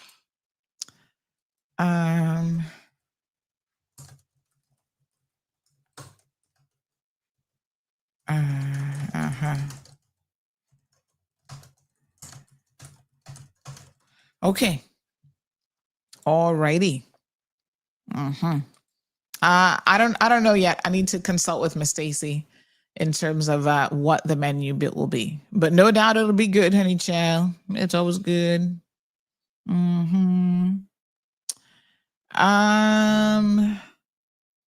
Let me see. My apologies. All right, what else we got going on here? So we are still trying to rebook our guests who were coming on to talk about. I know that the hurricane kind of threw us for a little bit of a loop in terms of, some shows that we had and some guests that we had coming on. So we are, in fact,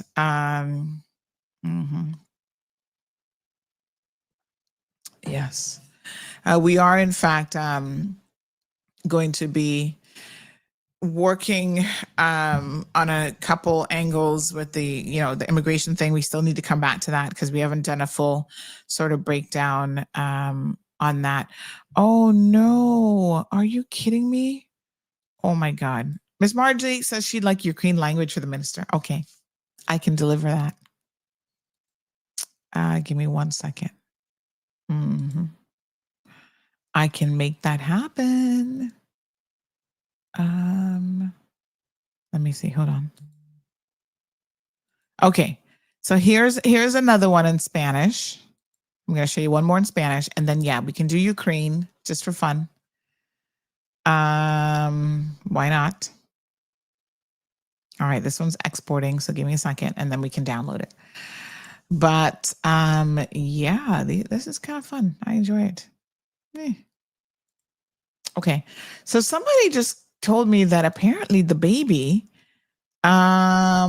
is in DCFS care. When was this? Oh, this was back in 2021.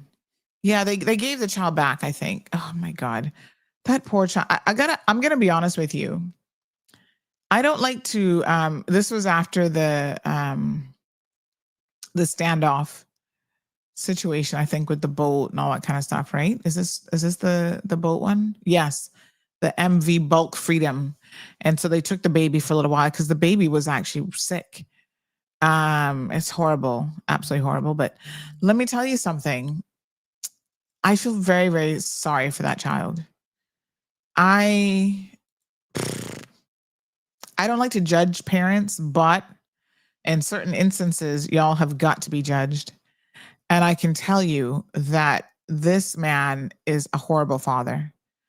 I can't believe that people would put their child in danger like this. And that's exactly what he has done. You know, it's more about, he's just so selfish that it's more about himself than worrying about what's in the best interest of the poor child. Oh my God. It's sad. It really, really breaks my heart. I don't know what to say. Because, you know, knowing what we know about early childhood, early care, these are the things that matter the most, and what children are being exposed to, the things that they see.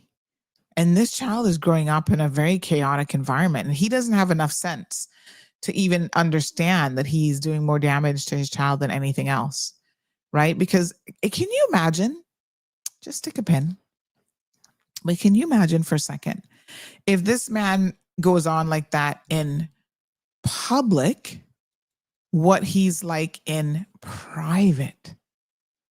You ever met somebody who legitimately scared you in public, and you thought to yourself, come and see what she's like in private, or he must be a wife beater? I mean, you think about these things because you're thinking, you know, most of us in public try to behave. Some of y'all just don't care, but you know, so that is like your best behavior.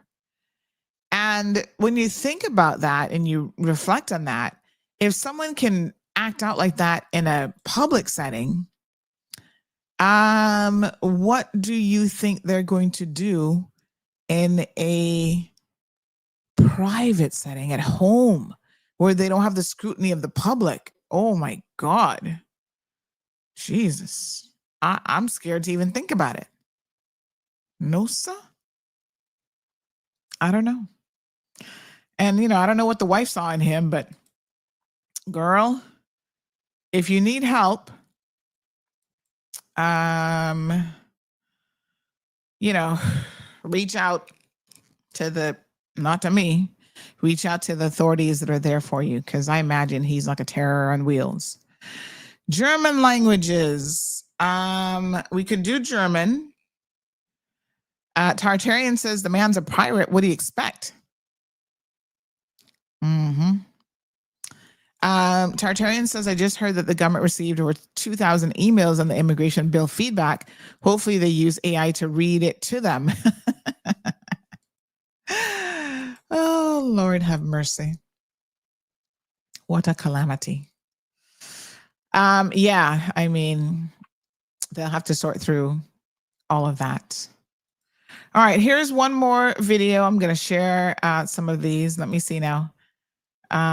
This one, I think, is the translation video. Hold on, honey chill. We did one more in Spanish. El ministro de Finanzas, sé quién es, ha aprobado amablemente un aumento en la financiación de ECAP de este año de $910,000 canadienses en el próximo presupuesto. Preste atención, señor Tatum, $2,100,000 canadienses. Nice. Un cambio que representa $1,100,000 adicionales durante los años 2026 y 2027.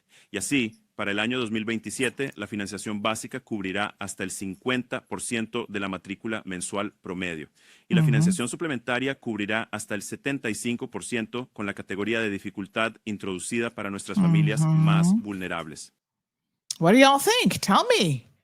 Wow, I think it sounds pretty good. So I'm going to post that first one up on social media. I'm going to do both the English and the other one combined. So let me see here now. And then, yeah, this is fun. I'm enjoying it. Y'all can tell when something really, really tickles my fancy. But yes, let's do, I'm going to do combine multiple clips. Yes. All right. So let me do that. All right. So, look forward to that. And, all I can tell you is welcome to the world of AI. It's an intriguing time to be alive, that's for sure. Now, one of the things that is interesting, and I do get bothered, I must admit, by certain things, is that apparently to generate all this AI power, it does require an exorbitant amount of like processing power, computer power, almost like mining power. And so that's a concern for the environment. So I feel like we gotta figure that out. We gotta figure out how to be more environmentally friendly with AI, because it takes a lot of like brain, technological brain, to be able to do even all this crypto mining. Oh my gosh. Apparently it requires a lot of electricity, a lot of like, it's like a very intense, resource intense. And so, as someone who tries to be a little bit mindful about the environment, I feel like it is my responsibility to at least think about these things a little bit. And so, yes, I am, concerned. Okay. So I am hoping the experts that are in this area, that they know what to do and they know how to make it a bit more environmentally friendly, how to use less resources, hopefully, to get it done. And yeah, that's all I can say. All right. Okay. Okay. All right. Can you say if the early childhood intervention still continues? Intervention. I'm not sure. Was that a separate program from the regular ECAP? There's an early childhood program. So let me ask someone in the ministry, because I don't know what that is exactly, if there was a completely separate program. Okay. All right. I need I have a grandbaby who needs assistance with preschool. So, you mean the program to help pay for it? I think that's different than what you're actually saying, though. So let me just confirm that.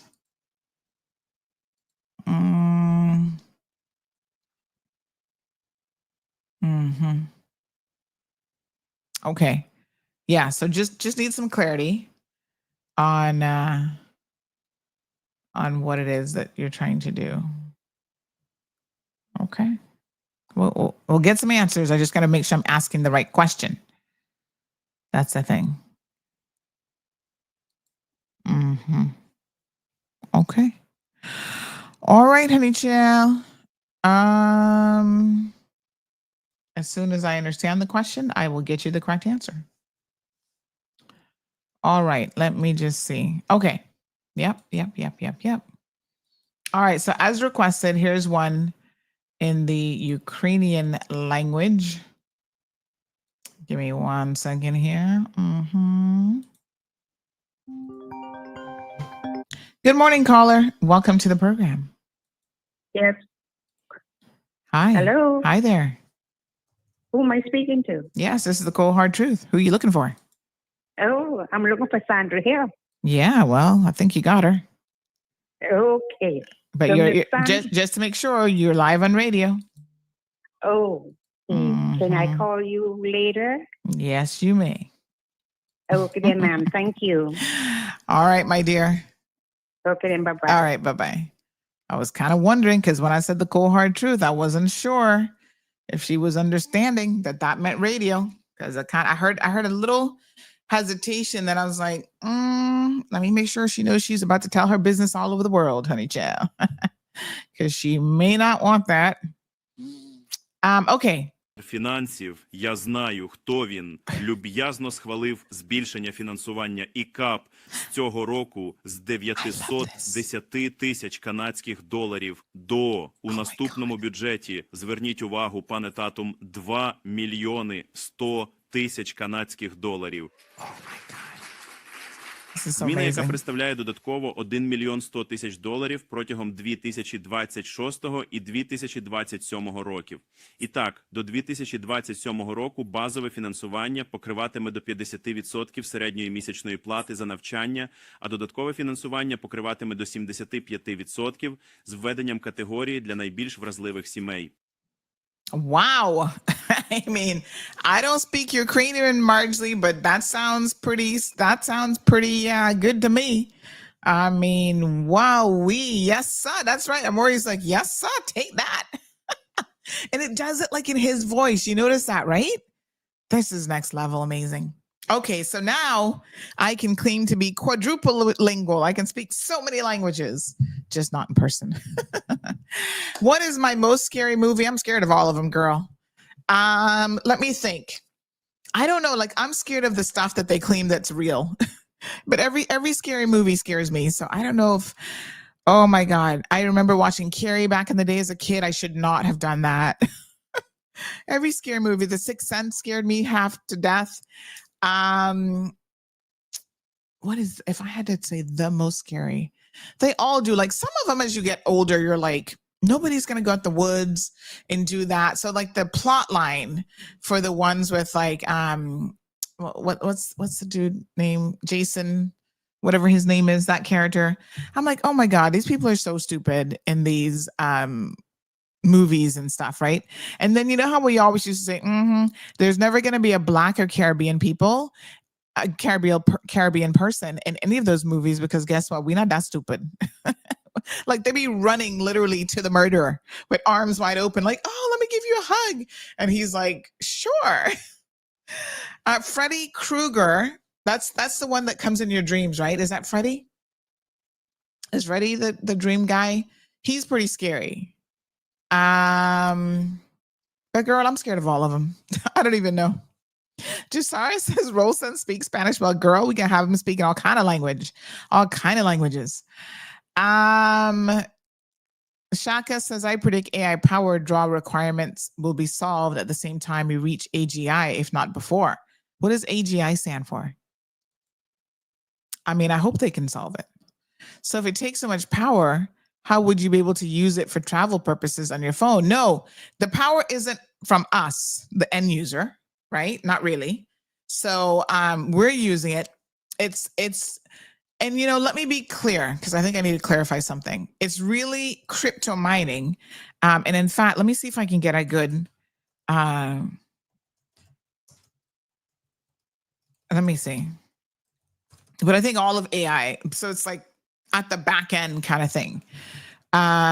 So crypto mining in particular is an area that uses an excessive amount of resources, consumes a massive amount. So it says crypto mining consumes a massive amount of resources, particularly electricity and water, with significant environmental impacts and emissions. In 2025, Bitcoin mining alone is estimated to use between 175 and 240 terawatt hours.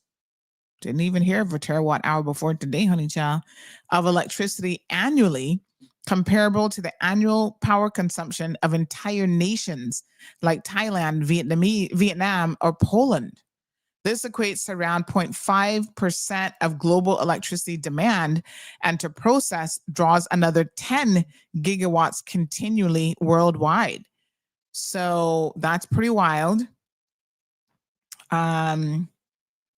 So this is more than individual entire countries, and dwarfs the energy demand of other sectors such as gold mining or data centers. Each transaction can require enough energy to power an average American home for about 50 days. So I think I need to line it up a little bit closer to talk about power mining. Dr. Sarah, you are a little bit late today. I was wondering if you forgot about me. It's 9:30 Cayman time. Oh, the time went back, didn't it? Yes. So now you need to come for 8:30 our time, because we're both at the same time. Oh man. I forgot about the time change. I did not even register that. Yeah. Oh, you all don't change time. That's right. Yeah. So when you guys fall back, you're back on time with us. So we don't ever change. We're in the same time zone all the time. So for half of the year, Cayman and Miami and stuff on the same time zone. And then for the other half, when you spring forward, you're 1 hour ahead. I'm sorry. I probably should. No worries. No worries. Well, I'm glad I'm glad we figured that one out. So that's even important. That's something to consider even for the show I do. Yes. Yes. Mm-hmm. Yes. That's right. I'll mention that in the group because maybe some of the other people regionally might not know that as well. So I will definitely mention that. But since you're here and looking beautiful and you're ready, we're going to go into a little bit of overtime. Okay. We got the flexibility. We're good. Right on. So this month is Movember, Men's Health Awareness Month. And of course, one of the critical things around men's health awareness is men's mental health. And so I feel like you could do a whole show on this, hint, hint. But what are your thoughts as, you know, we take a month to kind of acknowledge, oh yes, time for squats. Oh man, Flora is not making me forget, girl. Oh Lord. I know. How did you feel after last week? Masha. Oh, for sure. I actually did some this morning already, so good. My legs are good for you. All right, so yeah, this is my third set now for the morning kids every hour. But you don't have to get up, girl. You can just talk about men's mental health while I do my holding squat for 1 minute. That's my new goal.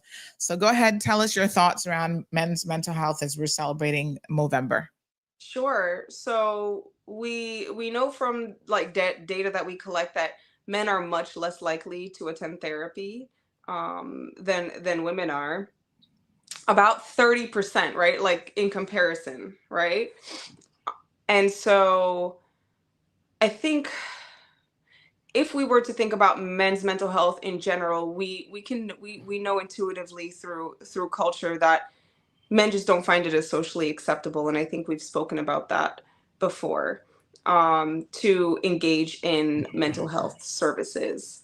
And so it's one of those things where if you are going to focus on your mental health as a man, we need to meet you where you are, and you should meet yourself where you are.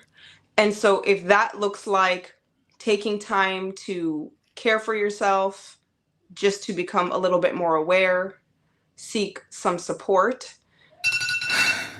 Okay. 1 minute, girl. I can feel the burn. That can be the very first step, right? I think particularly for men, exercise can be a really good outlet when you're just thinking about just starting out. And something I think that's really important, particularly men who are husbands and fathers, is that when for anybody in the family, when one person in the family is struggling, everyone in the family is struggling. And that can be particularly true for men because they tend to have a big presence in the family. And because men are socialized to engage in anger more so than sadness, it can really impact the family, right? Because it's what we call an externalized behavior. So it impacts the family if there's anger involved. And so I would say if you are finding as a man that your anger is impacting your livelihood, it's a good time to seek help. Right? Because it's not just impacting you at that point, which is equally as important. It's impacting your entire family structure. And those things lead to generational struggles. Right. So what can men do in real terms to kind of get out of this mindset that they can't talk about their feelings, they can't express themselves? They feel like they're in a community that is going to judge them. Oh, you're soft. We've done such a horrible job with building men up in terms of their mental acuity and mental health. Well, you shouldn't be talking about your feelings. You're soft. You're a sissy. All these things to really denigrate men. So we know as a community, I think we have to be part of the solution, but men themselves also have to take charge and be part of the solution. So what can we do? I agree. I think that men should definitely be a part of the solution because, men for the longest time have been in power, right? And so they've created the system that we all kind of now live in. And so when we look historically, and I was talking about this with my husband a few weeks ago, when we were hunter-gatherers, men would kind of spend long periods of time together, kind of out in the wilderness hunting together, right? And they would have long periods of time where there's nothing to do but kind of engage with each other and speak about things. And I think that holding on to that and understanding that sometimes I think men need to go out and have an outlet to just be with each other, because when we do this as a society, men can feel judged. But I motion to say that when men are able to speak to each other kind of just one-on-one, they find that the same things that they're experiencing, the men in their lives are experiencing the same thing. And so it can be one of those things where they talk to one person that they really trust, and through the dance of mutual vulnerability, they can begin to build trust with each other and then spread it like that. Because it comes from building trust. You can't ask a man to be vulnerable. You can't ask anyone to be vulnerable if they don't trust the person they're being vulnerable with. And so that's a small dance that men can start to do with each other, is find one person, a brother, a friend, a son, who you trust, and start and go golfing, go walking, go play a sport, go just hang out together, right? And spend time talking to each other just about the basics at first, and then push a little bit of the emotional experience that you're having in there and feel the person out. And I have found that when men tend to do that with each other, the floodgates start opening because it's there, and it's there for everyone. And so finding trust with other men, doing activities with other men, and opening that slowly but surely can really be an amazing outlet. Finding community with other men. Wow. No, I mean, this is fantastic. And that sort of camaraderie, that connection. But I think you have to find like-minded men who are willing to also be vulnerable and to talk and to explore, setting up these sort of groups, if you will, support groups, is a really, really good idea. Because if you're hanging out with, the caveman who doesn't want to talk about his feelings, who just wants to beat up on his chest, that's not the type of thing that's actually going to help you to open up and to want to share and talk more. Right. I agree. But I also think it's important to remember that caveman who's beating on his chest needs that too, because they're beating on their chest for a reason. Right. And so that person it's not always going to be equal, right? It may be you pulling someone up versus them pulling you.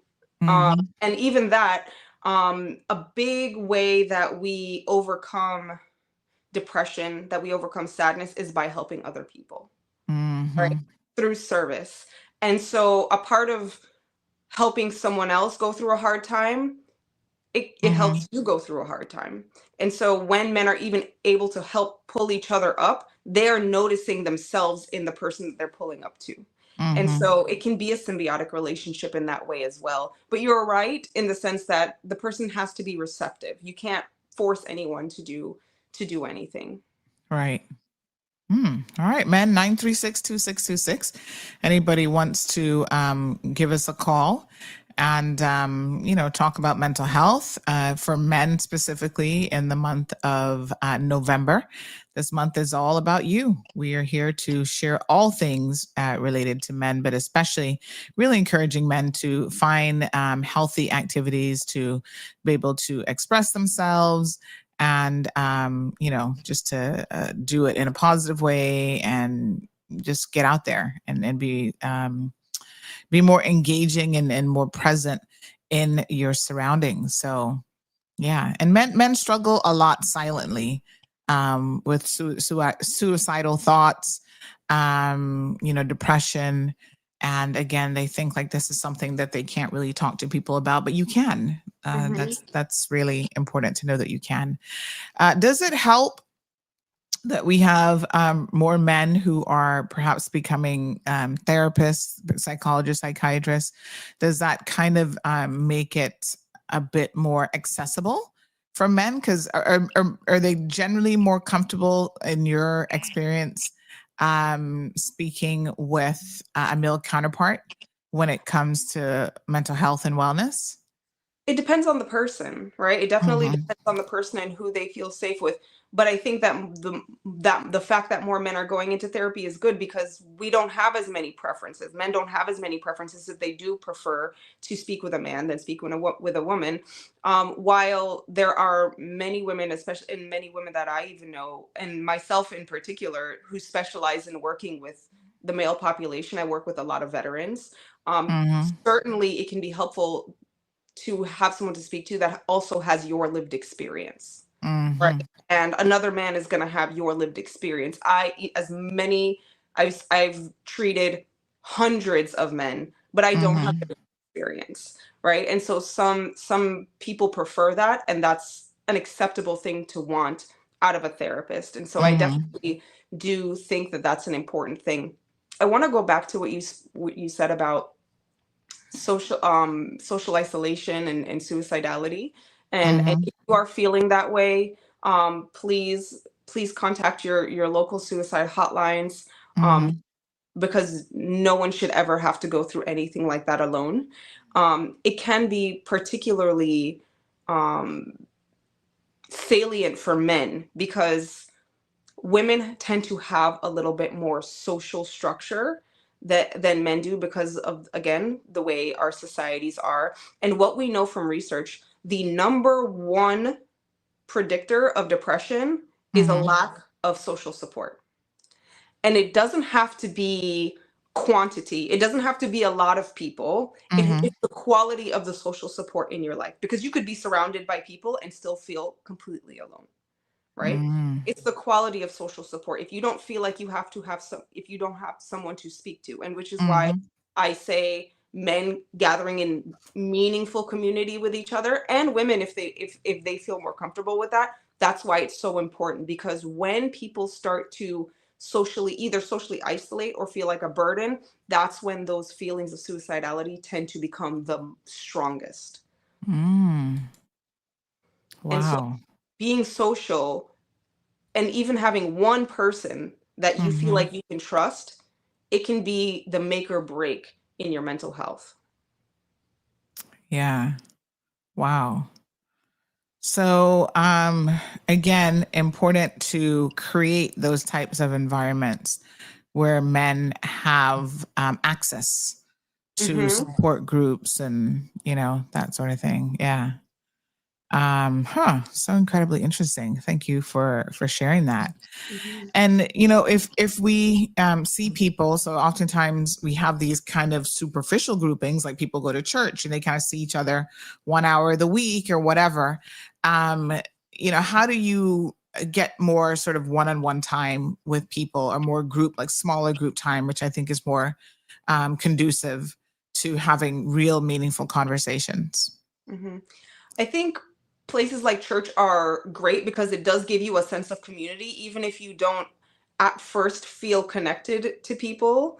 It gives you a place to get out of your house.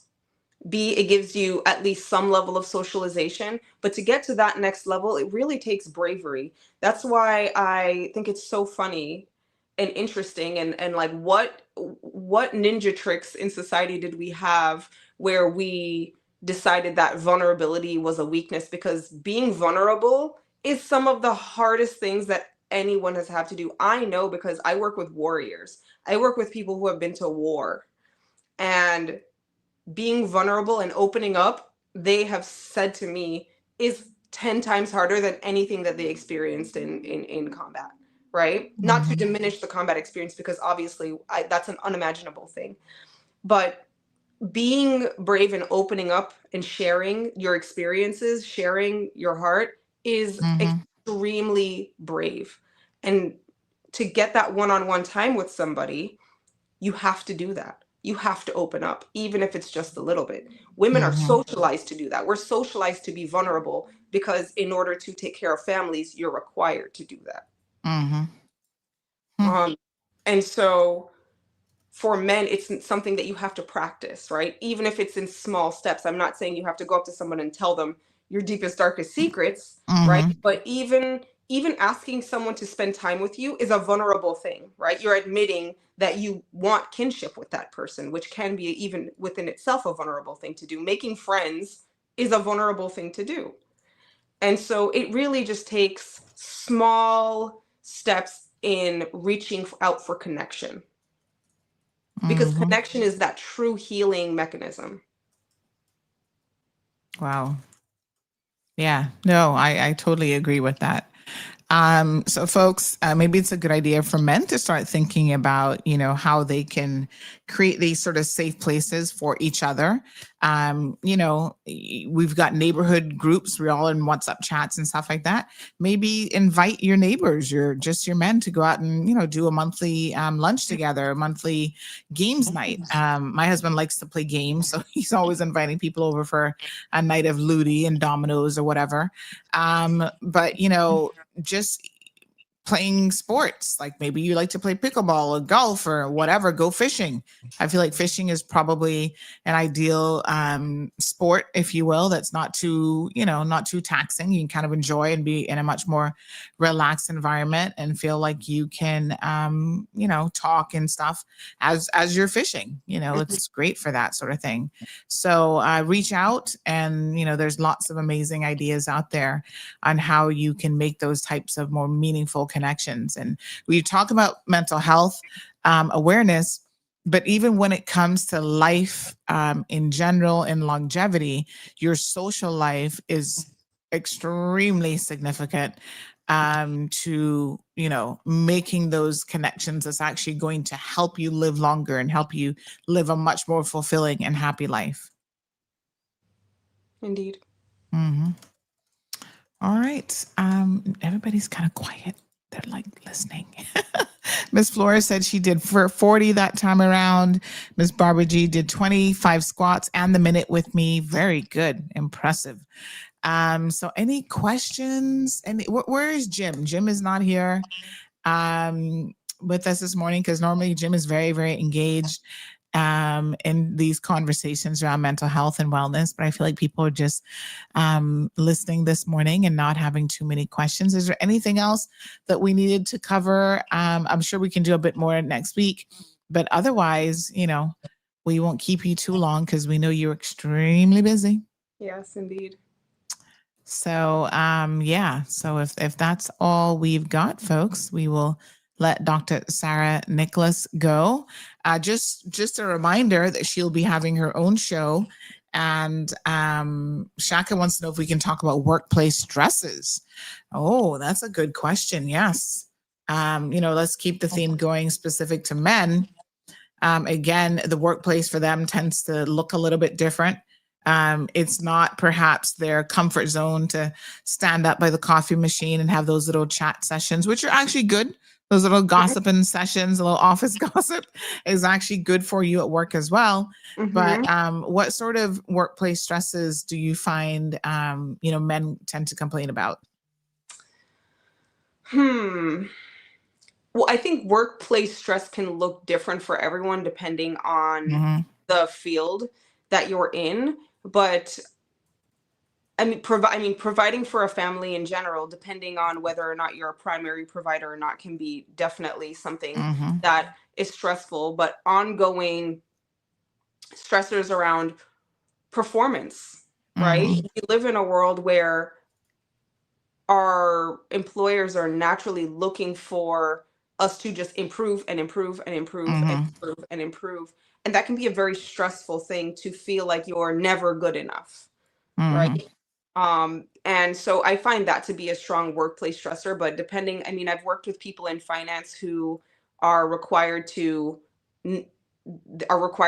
work extremely long hours and they don't sleep enough, right? And there are people in manual labor jobs that aren't sleeping, aren't getting paid enough. I mean, especially with the way the economics of the world are working right now, many people feel that um, they have to work 1, 2 jobs in order to make ends meet.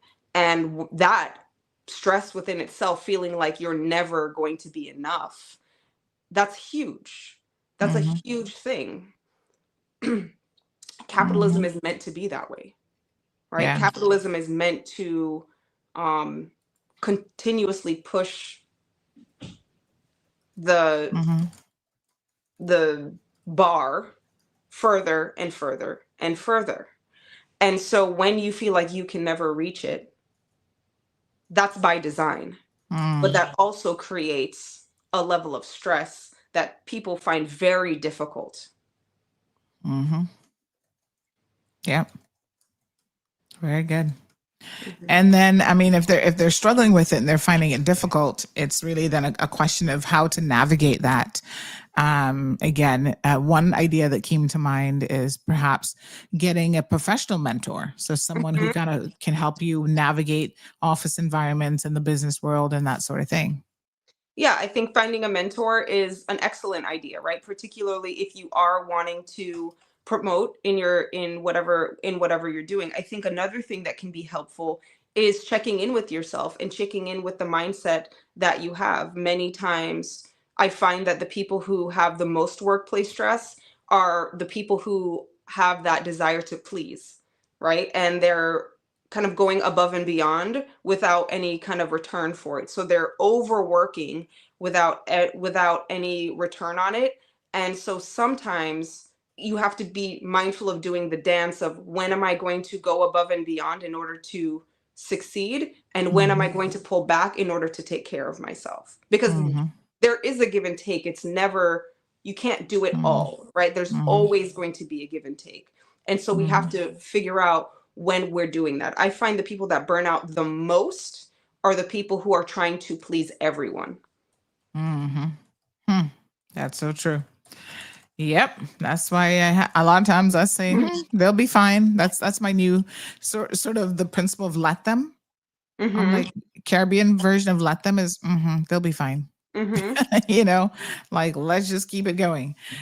So we want to give you some practical and sort of tangible ways for men in particular, but really I think this can apply to anyone on how to celebrate and to get those little gains in terms of improving your mental health awareness and the structures that are around you. So we have, just give me 1 second here, we have some tips that we're going to pull up on the screen for everyone. Feel free to jot these down or do a screen grab. So talk about mental health. So just talking about it, initiating honest conversations with trusted friends and family or professionals, expressing feelings helps to break the stigma and reduces isolation. Even asking others, how are you really doing? Can make a difference. And I think that one is so critical. I've seen a couple times when people will ask celebrities, and you can tell when someone means it as opposed to, hey, how you doing? But they don't really want to hear it. You know what I mean? You can tell when someone is like, no. Pause. How are you really doing? Right. And then you stop to give them the opportunity to actually answer the question and to respond. And sometimes you see these really long pauses where people are like, it just hit them. Like they're actually really having a think about how they're really doing. And then, you see them sometimes even get emotional because they're not doing well, but they didn't have an opportunity to vocalize it until someone said it in a meaningful way that they really cared. And I think even on the flip side of that, if it's somebody you trust and they do ask you, how are you doing? Being brave to say, I'm actually not doing that well. Because I think we can go through and just say, oh, that person really doesn't care. Like, I'll tell them what I feel. I can even say in my personal life, when someone has asked me that question and I'm genuinely not doing well, and someone I trust, and I say, I'm not doing that well. Mm-hmm. Honestly, like I would say 7 to 8 out of 10 times, they're like, yeah, me neither. Mm-hmm. Right. And it opens up that conversation. It opens up the door to a conversation that we couldn't have had otherwise. And even if Mm-hmm. they don't say me either, they'll say, what's going on? Right. And they'll open up genuinely. I've never had anyone say, keep that to yourself. Mm-hmm. Right. And not to say that there are not people who won't say that, because there sure are. Right. But if it's someone that you know has the capacity to be there in that space with you, to hold that space with you, whether it's a professional, whether it's someone in your family, whether it's a friend, the Mm-hmm. first brave step is to say, I'm not doing that well. Mm-hmm. Even if it's stress, it doesn't have to be debilitating depression, right? Even if Mm-hmm. you are stressed at work, I'm not feeling that well. I'm not Mm-hmm. doing that well. I actually feel really overwhelmed right now. Right. And it can make all the difference. I actually had that conversation with my own sister this morning, right? Of us feeling Mm-hmm. mutually overwhelmed with family and work and all of the things. And Mm-hmm. just that small amount of connection is even helping me through my day. Amazing. All right.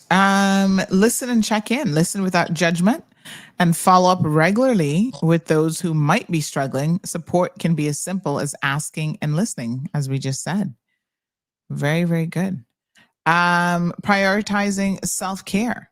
Focus on getting enough sleep, all the things that we know we're supposed to be doing, eating a healthy diet, exercising regularly, activities that help you relax and recharge, like any hobbies, mindfulness, spending time in nature are vital to mental wellness. And talking about spending time in nature, fishing, if you enjoy going fishing, walking. We don't have a lot of woods in Cayman, but there are some areas. The Mastic Trail can't do that right now because mosquitoes would kill you. But, just getting outdoors and going for a nice walk outside, around the block. I like to, one of the things that I like to do to kind of just, zone out is I will get on my bike when I was cycling around the neighborhood, put on my headsets because I'm not interested in really having a conversation with anyone, and just literally cycle around. It's like a loop that I do because I don't really want to go on the main road, but just like cycling around that loop and just, thinking like it, yeah. Absolutely. I think one of the cycles that we can get into is like coming home, going to work, coming home, turning on the TV, zoning out, and then going to bed, and then starting it over all again the next day. And certainly I'm a believer, like watch a little television. It's good. It's good for you, right? Watch Sandy. It's good. Yeah. It's good for you, right? Yes. But there's something special about going on a walk or a bike ride, because in this world where we're so hooked into technology, our minds don't have a lot of time to simply wonder. And that's a necessity of man, right? Things like biking and things like walking engage our brains in bilateral stimulation. And bilateral stimulation is a very healing mechanism, particularly for depression. If I were to give anybody with depression one thing to do, the first thing, if you come into my office with depression, I say you need to start walking every single day. Wow.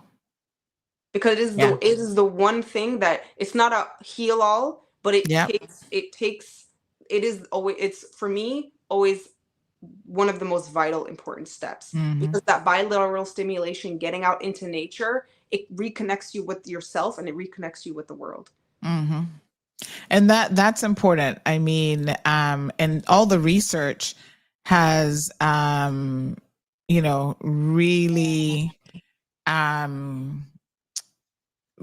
all the research shows what you're saying to be true, because they're like, sometimes that outlet, the walking, the exercise gives you more positive gains than even medication, depending on, but just for depression, the research is really quite strong in that area.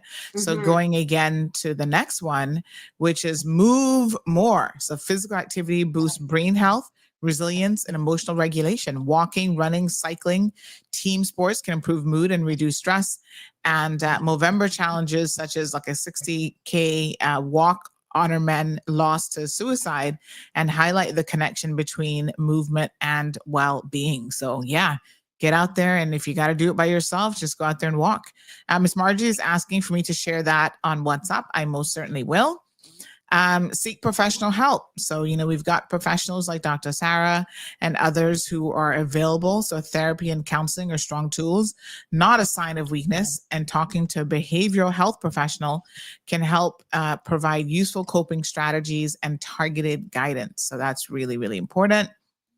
Maintain your regular health checks. Of course, we had Health City on yesterday saying, yes, go and get your numbers. The older you get, those are going to change. So get baseline numbers, do your mental health checks, but also do your physical checks, because there could be an underlying physical reason why you're having some mental health struggles.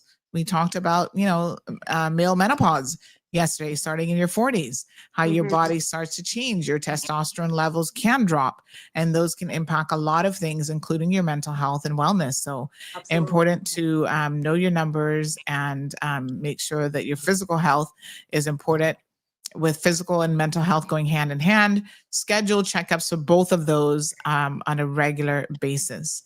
And of course, what we've been saying here, normalizing conversations, working to reduce the stigma by talking more openly about health, mental health, and physical in daily life, and encouraging others to do the same. And this last one, I love: celebrating your progress, acknowledging even small achievements or improvements encourages ongoing wellness and motivates further positive changes. So I will definitely share that in the WhatsApp channel. Marjorie has a question. She says, how do men who are not making sufficient income to support their family deal with that so as to not turn to crime for a way out? So we don't tend to see people who are struggling financially turning to crime, though. That's normally that isn't what drives criminal behavior. Those are people who are likely criminals anyway. And so they will use that as an excuse. The research does not support that poor people automatically turn to criminal behavior. But to the primary question, men who are struggling to support their families, and we see the financial strain can be one of the triggers for a lot of different things. I mean, financial stress is a really big deal, right? Particularly in the times that we're working in now.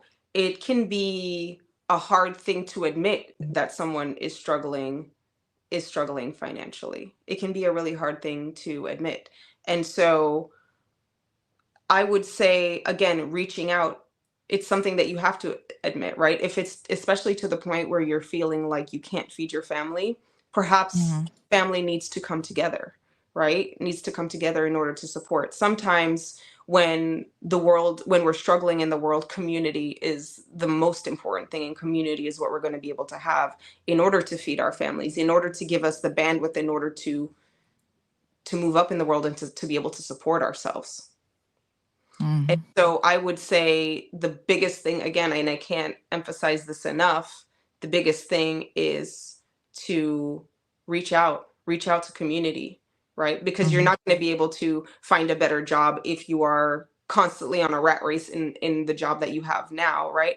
Or you're not going to be able to feed your family if you don't have the capacity, right? And so in the individualistic society, as we're moving toward, like, through capitalism, we're broken further and further apart from each other, and we forget that we're meant to be in community with each other, right? Particularly when we're struggling. And so I would say, if you are struggling in that way, you have to bite your pride and hold on and connect with your community, because many times communities, when they come together, they're stronger together.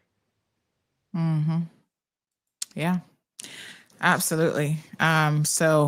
Again, there are tools. And, one of the things that we always encourage here in the program is don't bite off more than you can chew. That's Caribbean saying, of course. And really just encouraging men to, they should be part of the family planning conversation. Men, we can't continue to allow Caribbean men in particular to just be reckless about families, like they're going out there with 10 girlfriends and getting everybody pregnant all at the same time, and think that does not come with financial stress, with responsibilities and so on. So even taking fathering as, a very, very serious aspect of life, I think is really, really important, and encouraging them to be more responsible, to be more engaged in the family planning process, and don't just, go out there dropping a seed, as they say, with any and everybody. Yeah. And we see this a lot at the celebrity level, and I think it's so bothersome. I don't know that this is true, so let me say this caveat, but I do watch some celebrity news, and I see that this young lady, Cardi B, is pregnant again. I can't remember, is this the 4th or the 5th child? I think this must be number 4, with some football guy that she's been dating for a minute. And I saw someone post up that apparently he has 4 women pregnant at the same time. And this part, I don't know if this is true, but apparently they're saying, whatever his name is, that he has 4 women pregnant at the same time. And someone actually shared, but like I said, I do want to kind of, let me see who shared this now. I think that was Beto. I do want to fact check this, but even the thought of that, we know it has happened before, where a lot of these celebrity guys will have more than one woman pregnant. And it's just like, why? And of course, the one, Cardi B can obviously take care of her own child herself, but, they're out there flaunting this relationship. And I'm like, is he even really in a committed relationship? How can you have all these different women all pregnant at the same time? Like, it's just crazy to me. And it really speaks to the fact that, unfortunately, a lot of men are not being wholly responsible. And so part of the conversation has to be that we need to raise our young men as they come into their adulthood and so on to be more responsible. Don't take on, because you're going to have financial stresses probably no matter what in life. Right. But if you're just out there having children however you want, you're not being responsible, you're not, maybe just sticking to the one woman, getting married, planning a future with her, planning your children, all of these things, the chaos of having no plan in life, I feel like that can really lead to severe stress. Oh, absolutely. Without a doubt. Speaking of mental health, I have a client emergency that I have to take care of. Yes. Sandy, no. I got you. But thank you, Dr. Sarah, for coming on the program, as always. And we'll see you next week. And then I think by next week, you're actually going to be doing your own pull-out segment. So awesome. Thank you very much. I appreciate it. Bye-bye. Bye-bye. All right. So yeah, client emergency. She's got to go. And that's how it happens. All right, folks, I'm going to go because I have got a whole slew of things on my to-do list today that I must absolutely work on. So I hope you guys have a fantastic Wednesday, Hump Day Wednesday. And we'll see you tomorrow morning. So tune in, 7:30 sharp. Until then, take care. Thank you for tuning in to another episode of The Cold Hard Truth on Bobo 89.1 FM. Cayman's #1 talk show is live weekdays from 7:30 a.m. Never miss an episode again. Watch anytime on CMR's Facebook and YouTube channels for the latest show episodes. Don't forget to follow us online on our social media channels. And visit CaymanMarlRoad.com for all the latest news and community happenings.